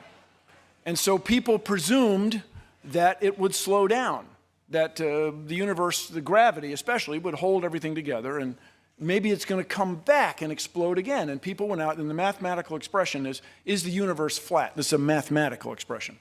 Will the universe slow down asymptotically without ever stopping? Well, in 2004, Saul Perlmutter and his colleagues went looking for the rate at which the universe was slowing down. Let's go out and measure it. And we do it with this extraordinary system of telescopes around the world, looking at the night sky, looking for supernovae. These are standard brightness that you can infer distances with. And the universe isn't slowing down. It's accelerating. The universe is accelerating in its expansion. And do you know why? Nobody knows why. Nobody knows why. And you'll hear the expression nowadays, dark energy, dark matter, which are mathematical ideas that seem to reckon well with what seems to be the gravitational attraction of clusters of stars, galaxies, and their expansion. And then isn't it reasonable that whatever is out there causing the universe to expand is here also? And we just haven't figured out how to detect it. My friends, suppose a science student from the Commonwealth of Kentucky pursues a career in science and finds out the answer to that deep question. Where did we come from? What was before the Big Bang? To us, this is wonderful and charming and compelling. This is what makes us get up and go to work every day, is to try to solve the mysteries of the universe. And that's time. Mr. Ham, a response? Bill, I just want to let you know that there actually is a book out there that actually tells us where matter came from. And the very first sentence in that book says, "In the beginning, God created the heavens and the earth." And really, that's the only thing that makes sense. It's the only thing that makes sense of why not just matter is here, where it came from, but why matter, when you look at it, we have information and language systems that build life, not just matter. And where did that come from? Because matter can never produce information. Matter can never produce a language system. Languages only come from intelligence. Information only comes from information. The Bible tells us that the things we see, like in the book of Hebrews, are made from things that are unseen. An infinite creator God who created the universe, created matter, the energy, space, mass, time, universe, and created the information for life. It's the only thing that makes logical sense. All right, Mr. Ham, a new question here. The overwhelming majority of people in the scientific community have presented valid physical evidence, such as carbon dating and fossils, to support evolutionary theory. What evidence besides the literal word of the Bible supports creationism? Well, first of all, I often hear people talking about the majority. I would agree that the majority of scientists would believe in millions of years. The majority would believe in evolution, but there's a large group out there that certainly don't. But first thing I want to say is that it's not the majority that's a judge of truth. There have been many times in the past when the majority have got it wrong. The majority of doctors in England once thought after you cut up bodies you could go and deliver babies, and wondered why the death rate was high in hospitals till they found out about diseases caused by bacteria and so on. The majority once thought the appendix was a leftover organ from our evolutionary ancestry, so when it's okay, rip it out. When it's disease, rip it out. Rip it out anyway. But these days we know that it's for the immune system, and it's very, very important. So, first it's important to understand that just because a majority believes something doesn't mean that it's true. And then I'm sorry, I missed the last part of the question there. What was the? Make sure I have the right question here. About carbon dating. So, what evidence besides the literal word of the Bible supports creationism? One of the things I was doing was I was making predictions. I made some predictions. There's a whole list of predictions. And I was saying, if the Bible's right, and we're all descendants of Adam and Eve, there's one race. And I went through and talked about that. If the Bible's right and God made kinds, I went through and talked about that. And so, really that question comes down to the fact that we're again dealing with the fact there's aspects about the past that you can't scientifically prove because you weren't there, but observational science in the present. Bill and I all have the same observational science. We're here in the present. We can see radioactivity. But when it comes to then talking about the past, you're not going to be scientifically able to prove that. And that's what we need to admit. But we can be great scientists in the present, as the examples I gave you of Dr. Damadian or Dr. Stuart Burgess or Dr. Fabich, and we can be investigating the present. Understanding the past is a whole different matter. Mr. Nye, 1 minute response. Thank you, Mr. Ham. I have to disabuse you of a fundamental idea. If a scientist, if anybody, makes a discovery that changes the way people view natural law, scientists embrace him or her. This person's fantastic. Louis Pasteur, you made reference to germs. No, if you find something that changes, that disagrees with common thought, that's the greatest thing going in science. We look forward to that change. We challenge you. Tell us why the universe is accelerating. Tell us why these mothers were getting sick. And we found an explanation for it. And but just the idea that the majority has sway in science is true only up to a point. And then the other thing I just want to point out, what you may have missed in evolutionary explanations of life is it's the mechanism by which we add complexity. The Earth is getting energy from the sun all the time, and that energy is used to make life forms somewhat more complex. And that's time. New question for you, Mr. Nye. How did consciousness come from matter? Don't know. This is a great mystery. A dear friend of mine is a neurologist. She studies the nature of consciousness. Now, I will say, I used to embrace a joke about dogs. I mean, who doesn't? And you can say, this guy remarked, I've never seen a dog paralyzed by self-doubt. Actually, I have. Furthermore, the thing that we celebrate, there are 3 sundials on the planet Mars that bear an inscription to the future. To those who visit here, we wish a safe journey and the joy of discovery. It's inherently optimistic about the future of humankind, that we will one day walk on Mars. But the joy of discovery, that's what drives us. The joy of finding out what's going on. So we don't know where consciousness comes from, but we want to find out. Furthermore, I'll tell you it's deep within us. I claim that I have spent time with dogs that have had the joy of discovery. It's way inside us. We have one ancestor, as near as we can figure. And by the way, if you can find what we in science call a second Genesis, This is to say, did life start another way on the Earth? There are researchers at Astrobiology Institute, researchers supported by NASA, your tax dollars, that are looking for answer to that very question. Is it possible that life could start another way? Is there some sort of life form akin to science fiction that's crystal instead of membranous? This would be a fantastic discovery that would change the world. The nature of consciousness is a mystery. I challenge the young people here to investigate that very question. And I remind you, taxpayers and voters that might be watching, if we do not embrace the process of science, I mean in the mainstream, we will fall behind economically. This is a point I can't say enough. Mr. Ham, a 1-minute response. Bill, I do want to say that there is a book out there that does document where consciousness came from. And in that book, the one who created us said that he made man in his image, and he breathed into man, and he became a living being.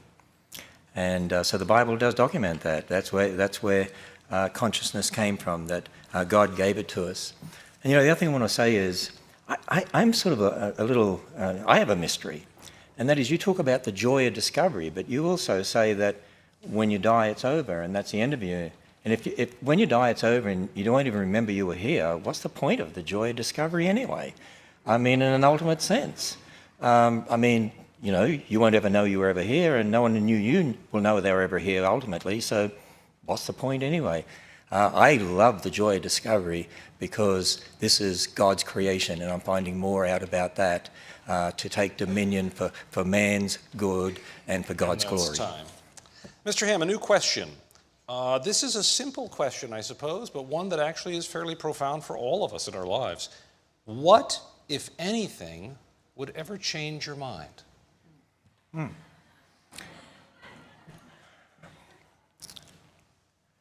Well, the answer to that question is, I'm a Christian. And as a Christian, I can't prove it to you, but God has definitely shown me very clearly through his word and shown himself in the person of Jesus Christ. The Bible is the word of God. I admit that that's where I start from. I can challenge people that you can go and test that. You can make predictions based on that. You can check the prophecies in the Bible. You can check the statements in Genesis. You can check that. And I did a little bit of that tonight. And I can't ultimately prove that to you. All I can do is to say to someone, look, if the Bible really is what it claims to be, if it really is the Word of God and that's what it claims, then check it out. And the Bible says if you come to God believing that he is, he'll reveal himself to you. And you will know. As Christians, we can say we know. And so as far as the Word of God is concerned, no. No one's ever going to convince me that the Word of God is not true. But I do want to make a distinction here, and for Bill's sake, we build models based upon the Bible, and those models are always subject to change. The fact of Noah's flood is not subject to change. The model of how the flood occurred is subject to change because we observe in the current world, and we're able to come up with maybe different ways this could have happened or that could have happened, and that's part of that scientific discovery. That's part of what it's all about. The bottom line is that as a Christian, I have a foundation, but as a Christian, I would ask Bill the question, what would change your mind? I mean, you said even if you came to faith, you'd never give up believing in billions of years. I think I quoted you correctly, you said something like that recently. So that would be also my question to Bill. Time. Mr. Nye? We would just need one piece of evidence. We would need the fossil that swam from one layer to another. We would need evidence that the universe is not expanding. We would need evidence that the stars appear to be far away, but they're not. We would need evidence that rock layers can somehow form in just 4,000 years instead of the extraordinary amount. We would need evidence that somehow you can reset atomic clocks and keep neutrons from becoming protons. You bring on any of those things, and you would change me immediately. The question I have for you, though, fundamentally, and for everybody watching, Mr. Ham, what can you prove?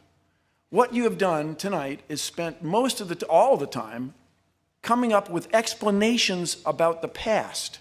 What can you really predict? What can you really prove in a conventional scientific, or in a conventional, I have an idea that makes a prediction and it comes out the way I see it.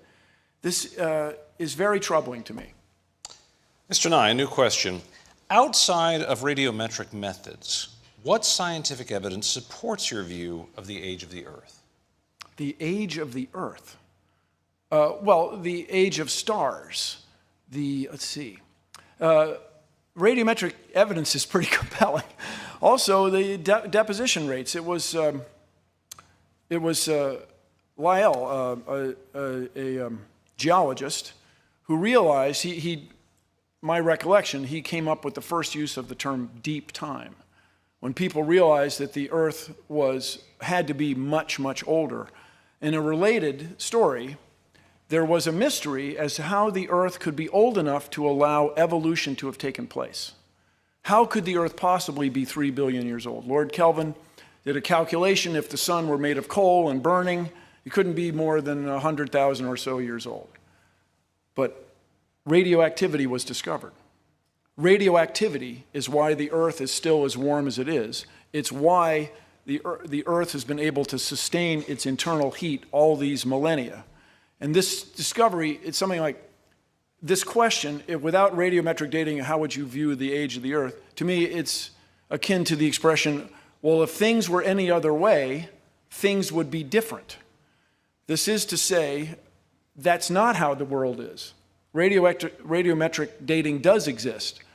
Neutrons do become protons, and that's our level of understanding today. The universe is accelerating. These are all provable facts. That there was a flood 4,000 years ago is not provable. In fact, the evidence, for me at least, as a reasonable man, is overwhelming that it couldn't possibly have happened. There's no evidence for it. Furthermore, Mr. Ham, you never quite addressed this issue of the skulls. There are many, many steps in what appears to be the creation or the coming into being of you and me. And those steps are consistent with evolutionary theory. And that is time. Mr. Ham, your response. By the way, just want people to understand too, in regard to the age of the Earth being about 4.5 billion years, no Earth rock was dated to get that date. They dated meteorites, and because they assumed meteorites were same age as the Earth, left over from the formation of the solar system, that's where that comes from. People think they dated rocks on the Earth to get the 4.5 billion years. That's just not true. And the other point that I was making, and I just put this slide back up because I happen to just have it here, and that is, I said at the end of my first rebuttal time that there are hundreds of physical processes that set limits on the age of the Earth. Here's the point. Every dating method involves a change with time, and there are hundreds of them. And if you assume what was there to start with, and you assume something about the rate, and you know about the rate, you make lots of those assumptions. Every dating method has those assumptions. Most of the dating methods, 90% of them, contradict the billions of years. There's no absolute age dating method from scientific method because you can't prove scientifically young or old. And here is a new question. It starts with you, Mr. Ham. Can you reconcile the change in the rate continents are now drifting versus how quickly they must have traveled at creation 6,000 years ago? The rate, sorry, I missed that word. Can you reconcile the speed at which continents are now drifting today to the rate they would have had to have traveled 6,000 years ago to reach where we are now? I think that's the question. Okay, I think I understand the question. Actually, this again illustrates exactly what I'm talking about in regard to historical science and observational science. We can look at continents today, and we have scientists who've written papers about this on our website. I'm definitely not an expert in this area, I don't claim to be, but there are scientists, even Dr. Andrew Snelling, our PhD geologist, has done a lot of research here too as well, and there are others out there into plate tectonics and continental drift. And certainly we can see movements of plates today. And if you look at those movements, and if you assume the way it's moving today, the rate it's moving, that it's always been that way in the past, see, that's an assumption. That's the problem when it comes to understanding these things. You can observe movement, but then to assume that it's always been like that in the past, that's historical science.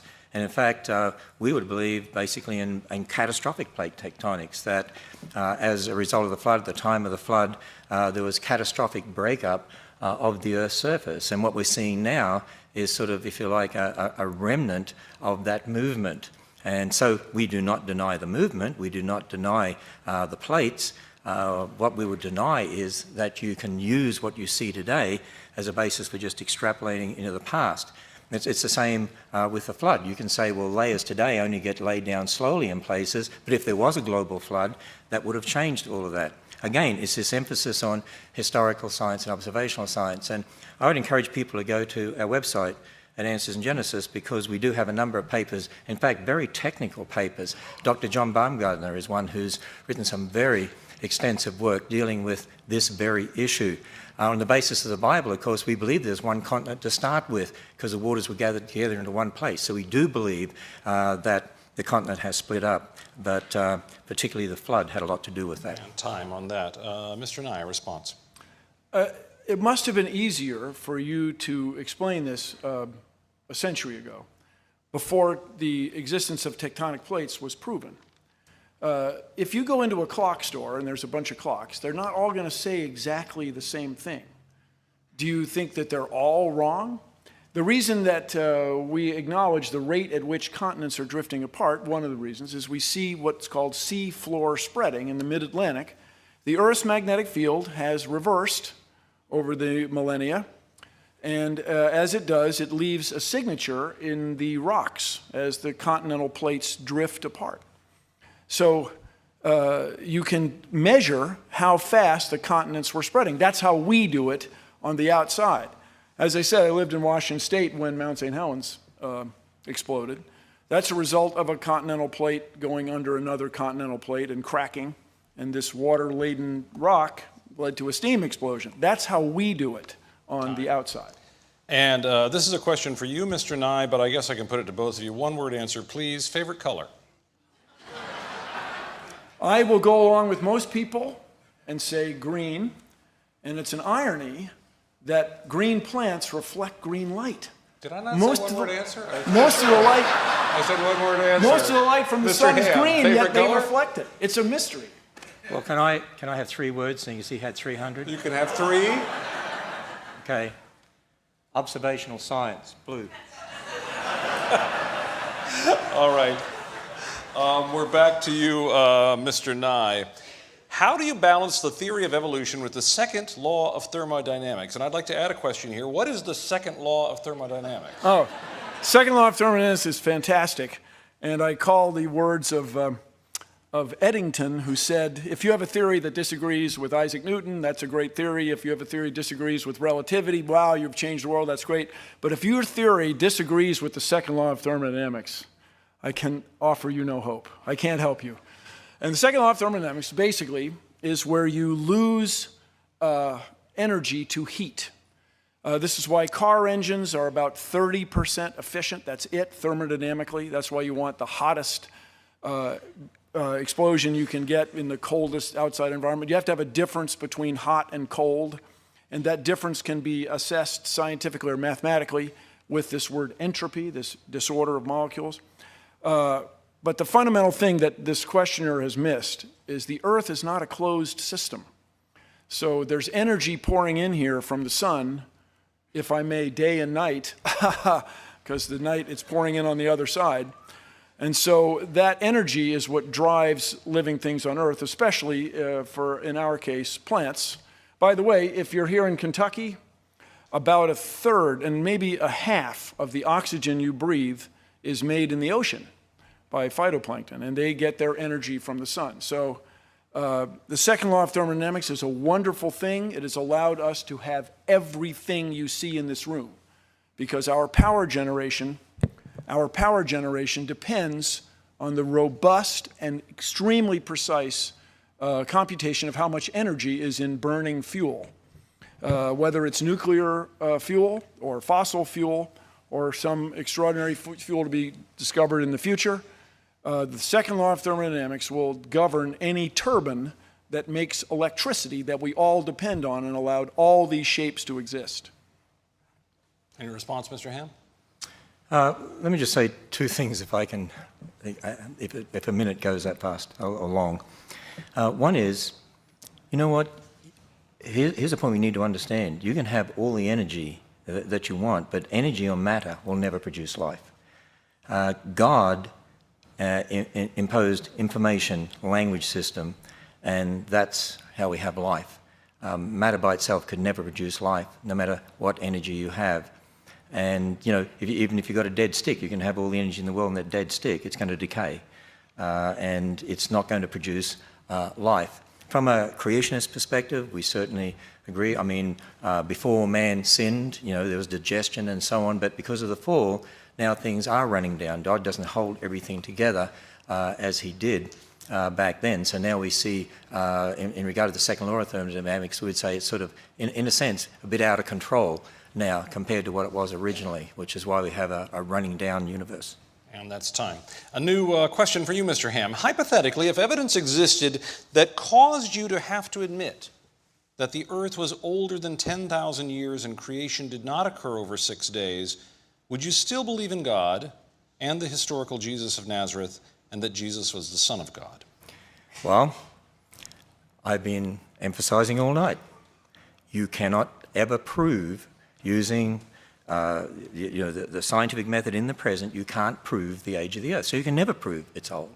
So there is no hypothetical because you can't do that.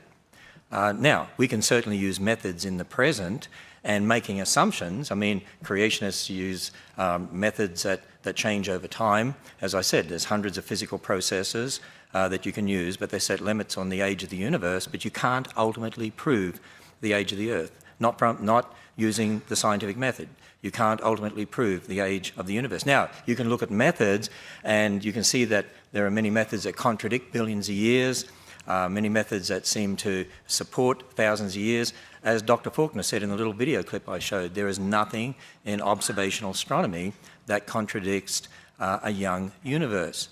Now, I've said to you before, and I admit again, that the reason I believe in a young universe is because of the Bible's account of origins. I believe that God, who has always been there, the infinite creator God, revealed in his word what he did for us. And when we add up those dates, we get thousands of years. But there's nothing in observational science that contradicts that. But as far as the age of the earth, the age of the universe, even when it comes to the fossil record, that's why I really challenge Christians. If you're going to believe in millions of years for the fossil record, you've got a problem with the Bible. And that is that then you've got to have death and disease and suffering before sin. So there is no hypothetical in regard to that. You can't prove scientifically the age of the earth or the universe. Bottom line. Mr. Nye. Well, of course, this is where we disagree. You can prove the age of the earth with great robustness by observing the universe around us. And I get the feeling, Mr. Ham, that you want us to take your word for it. This is to say, your interpretation of a book written thousands of years ago, as translated into American English, is more compelling for you than everything that I can observe in the world around me. This is where you and I think, are not going to see eye to eye. You asserted that life cannot come from something that's not alive. Are you sure? Are you sure enough to say that we should not continue to look for signs of water and life on Mars, that that's a waste? You're sure enough to claim that. That is an extraordinary claim that we want to investigate. Once again, what is it you can predict? What do you provide us that can tell us something about the future, not just about your vision of the past? A new question, Mr. Nye. Is there room for God in science? Well, we remind us there are billions of people around the world who are religious and who accept science and embrace it, and especially all the technology that it brings us. Is there anyone here who doesn't have a mobile phone that has a camera? Is there anyone here whose family members have not benefited from modern medicine? Is there anyone here who doesn't use email? Is there anybody here who doesn't eat?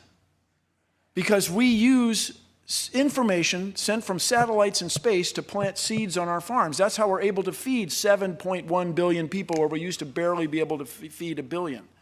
So that's what I see. That's what we have used science, or the process. Science for me is two things. It's the body of knowledge, the atomic number of rubidium, and it's the process, the means by which we make these discoveries. So for me, that's not really that connected with your belief in a spiritual being or a higher power. If you reconcile those two, scientists, the head of the National Institutes of Health is a devout Christian. There are billions of people in the world who are devoutly religious. They have to be compatible because those same people embrace science. The exception is you, Mr. Ham. That's the problem for me. You want us to take your word for what's written in this ancient text to be more compelling than what we see around us. The evidence for a higher power and spirituality is, for me, separate. I encourage you to take the next minute and address this problem of the fossils, this problem of the ice layers, this problem of the ancient trees, this problem of the ark. I mean, really address it. And so then we could move forward. But right now, I see no incompatibility between religions and science. Mr. Ham, response? Yeah, I actually want to take a minute to address the question. Let me just say this. My answer would be God is necessary for science. In fact, you talked about cell phones. Yeah, I have a cell phone. I love technology. We love technology here at Answers in Genesis. And I have email. I probably had millions of them while I've been speaking up here. And satellites and what you said about, the information we get, I agree with all that. See, they're the things that can be done in the present. And that's just like I showed you, Dr. Stuart Burgess, who invented that gear set for the satellite. Creationists can be great scientists. But see, I say God is necessary because you have to assume the laws of logic. You have to assume the laws of nature. You have to assume the uniformity of nature. And that was the question I had for you. Where does that come from if the universe is here by natural processes? Christianity and science, the Bible and science go hand in hand. We love science. But again, you've got to understand, inventing things, that's very different than talking about our origins. Two very different things. Mr. Ham, a new question. Do you believe the entire Bible is to be taken literally? For example, should people who touch pig's skin, I think it says here, be stoned? Can men marry multiple women? Do I believe the entire Bible should be taken literally? Well, remember in my opening address, I said we have to define our terms. So when people ask that question, say literally, I have to know what that person meant by literally. Now, I would say this. If you say naturally, and that's what you mean by literally, I would say, yes, I take the Bible naturally. What do I mean by that? Well, if it's history, as Genesis is, it's written as typical historical narrative, you take it as history. If it's poetry, as we find in the Psalms, then you take it as poetry. It doesn't mean it doesn't teach truth, but it's not a cosmological account in the sense that Genesis is. There's prophecy in the Bible. And there's literature in the Bible, concerning future events and so on. So if you take it as written, naturally, according to the type of literature, and you let it speak to you in that way, that's how I take the Bible. It's God's revelation to man. He used different people. The Bible says that all Scripture is inspired by God, so God moved people by His Spirit to write His words. And also there's a lot of misunderstanding in regard to Scripture and in regard to the Israelites. I mean, we have laws in our civil government here in America that the government sets. Well, there were certain laws for Israel. And, some people take all that out of context and then they try to impose it on us today as Christians and say, you should be obeying those laws. It's a misunderstanding of the Old Testament. It's a misunderstanding of the New Testament. And again, it's important to take the Bible as a whole, interpreting Scripture as Scripture. If it really is the Word of God, then there's not going to be any contradiction which says not. And by the way, when men were married to multiple women, there are lots of problems. And the Bible condemns that for what it is, and the Bible is very clear. The Bible is a real book. There were people who did things that were not in accord with Scripture, and it records this for us. It helps you understand it's a real book.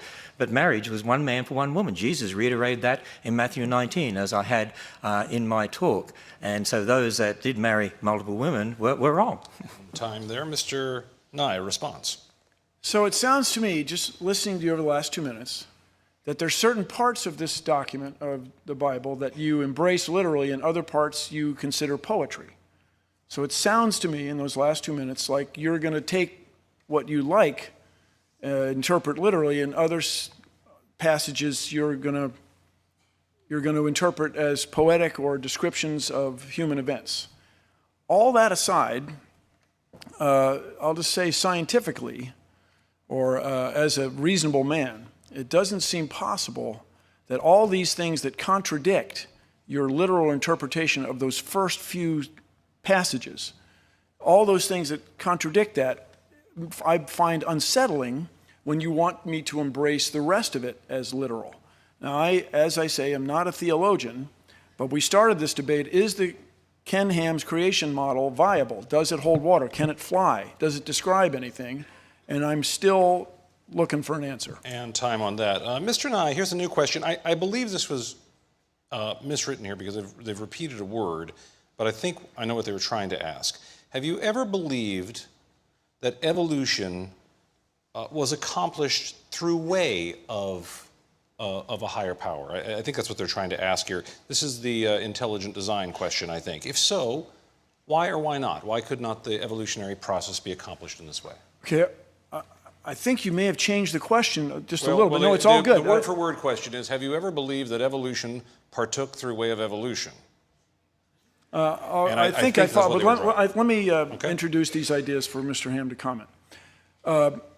The idea that there's a higher power that has driven the course of the events in the universe and our own existence is one that you cannot prove or disprove.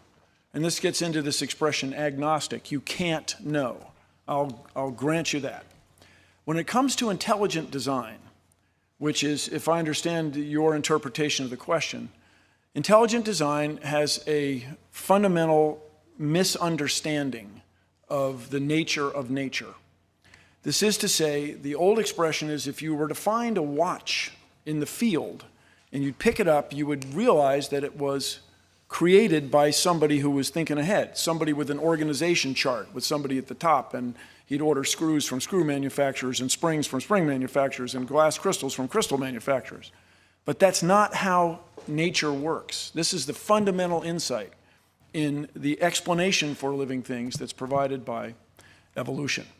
Evolution is a process that adds complexity through natural selection. This is to say, nature has its mediocre designs eaten by its good designs. And so the perception that there's a designer that created all this is not necessarily true, because we have an explanation that is far more compelling and provides predictions and things are repeatable. I'm sure, Mr. Ham, here at the facility, you have an organization chart. I imagine you're at the top, and it's a top-down structure. Nature is not that way. Nature is bottom-up. This was the discovery. Things merge up. Whatever makes it keeps going. Whatever doesn't make it falls away. And this is compelling and wonderful and fills me with joy and is inconsistent with a top-down view. And that's time. Mr. Ham. What Bill Nye needs to do for me is to show me an example of something, some new function that arose that was not previously possible from the genetic information that was there. And I would claim and challenge you that there is no such example that you can give. That's why I brought up the example in my presentation of Walensky's experiments in regard to E. coli, and there were some that seemed to develop the ability to exist on citrate, but as Dr. Fabich said, from looking at his research, he's found that that information was already there. It's just a gene that switched on and off.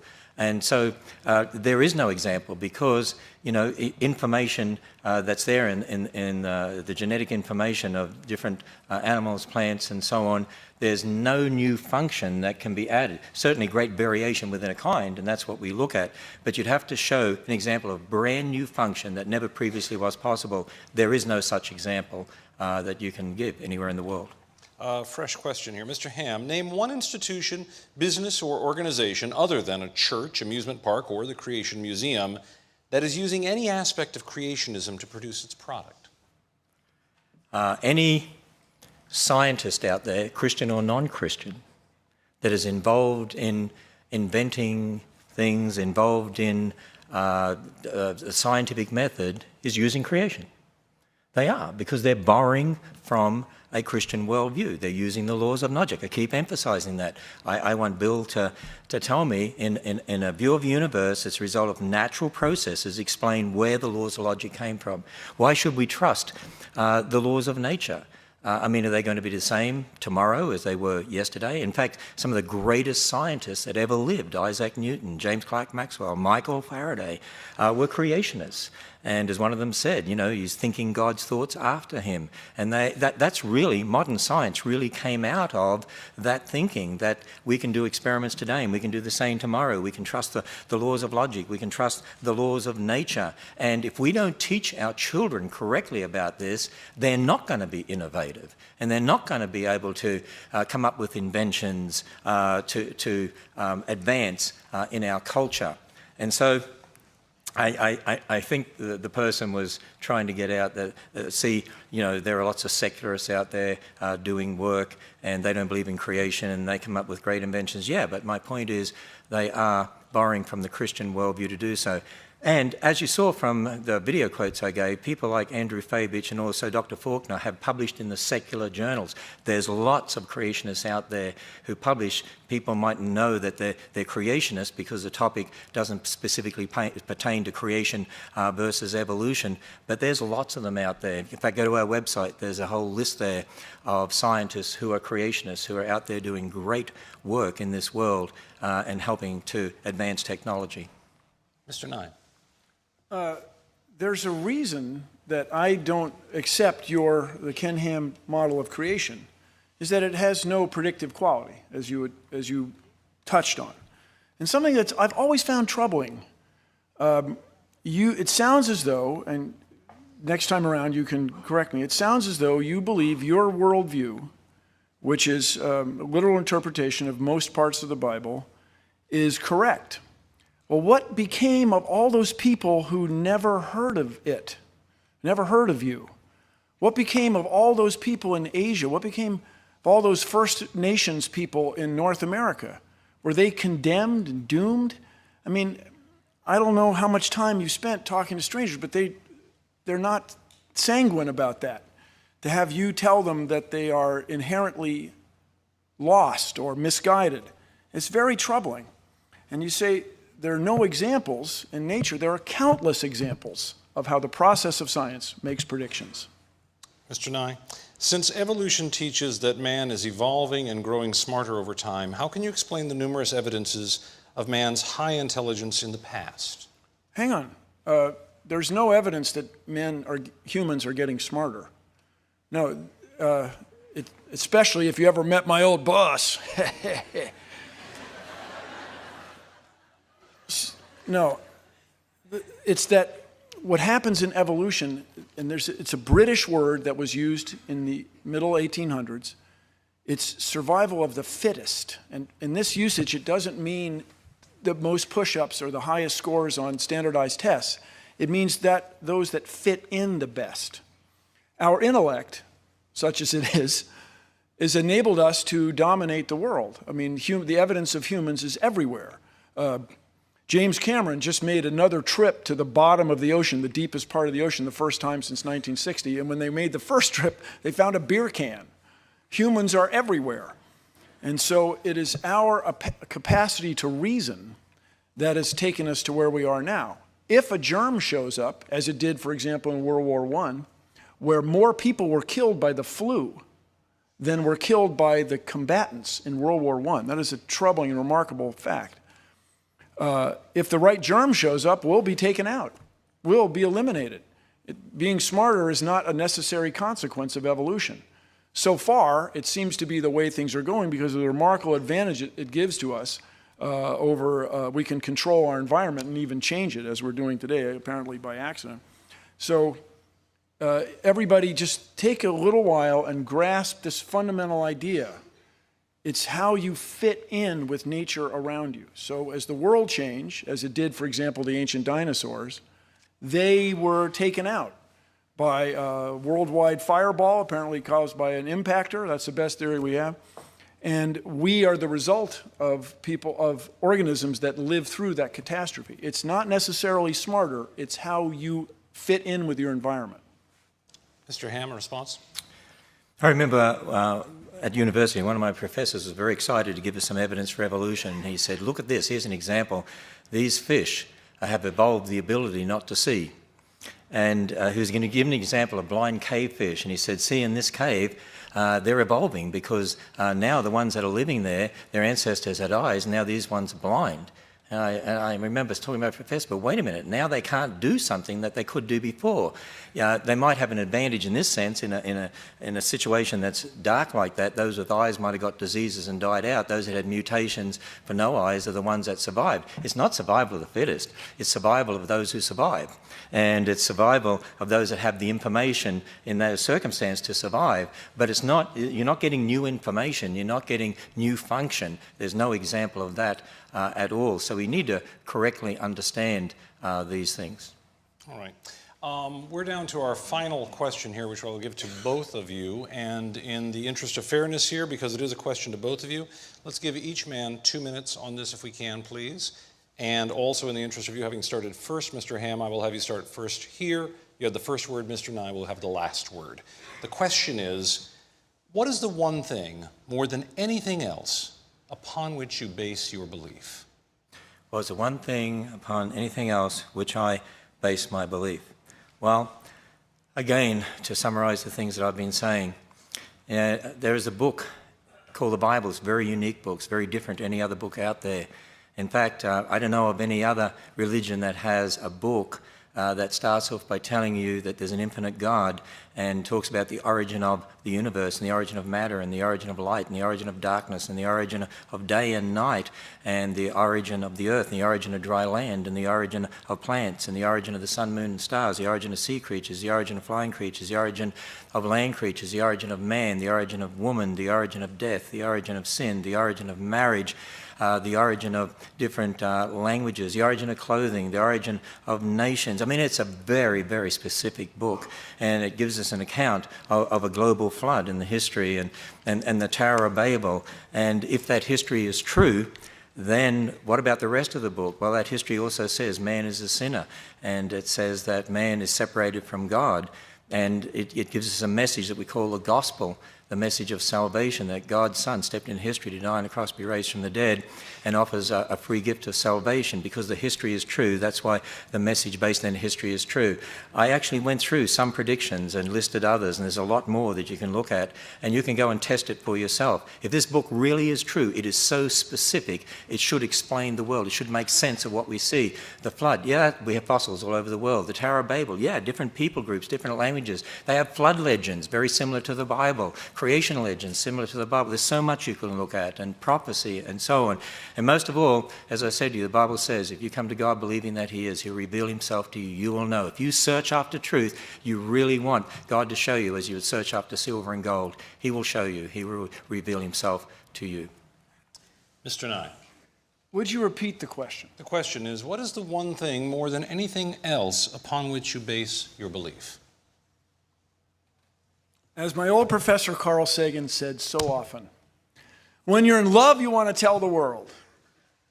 And I base my beliefs on the information and the process that we call science. It fills me with joy to make discoveries every day of things I had never seen before. It fills me with joy to know that we can pursue these answers. It is a wonderful and astonishing thing to me that you and I are somehow at least one of the ways that the universe knows itself. You and I are a product of the universe. It's astonishing. I admit, I see your faces, that we have come to be because of the universe's existence. And we are driven to pursue that, to find out where we came from. And the second question we all want to know, are we alone? Are we alone in the universe? And these questions are deep within us, and they drive us. So the process of science, the way we know nature, is the most compelling thing to me. And I just want to close by reminding everybody what's at stake here. If we abandon all that we've learned, our ancestors, what they've learned about nature and our place in it, if we abandon the process by which we know it. If we eschew, if we let go of everything that people have learned before us, if we stop driving forward, stop looking for the next answer to the next question, we in the United States will be outcompeted by other countries, other economies. Now, that would be okay, I guess, but I was born here. I'm a patriot. And so we have to embrace science education. To the voters and taxpayers that are watching, please keep that in mind. We have to keep science education in science classes. Thank you. One tiny bit of important housekeeping for everyone here. The county is now under a level 2 snow emergency. Drive home carefully. You'll have a lot to talk about, but drive carefully. This debate will be archived at debatelive.org. That's debatelive.org, one word. It will be found at that site for several days, so you can encourage friends and family to watch and take it over. Thanks so much to Mr. Nye and to Mr. Ham for an excellent discussion. I'm Tom Foreman. Thank you. Good night from Petersburg, Kentucky and the Creation Museum.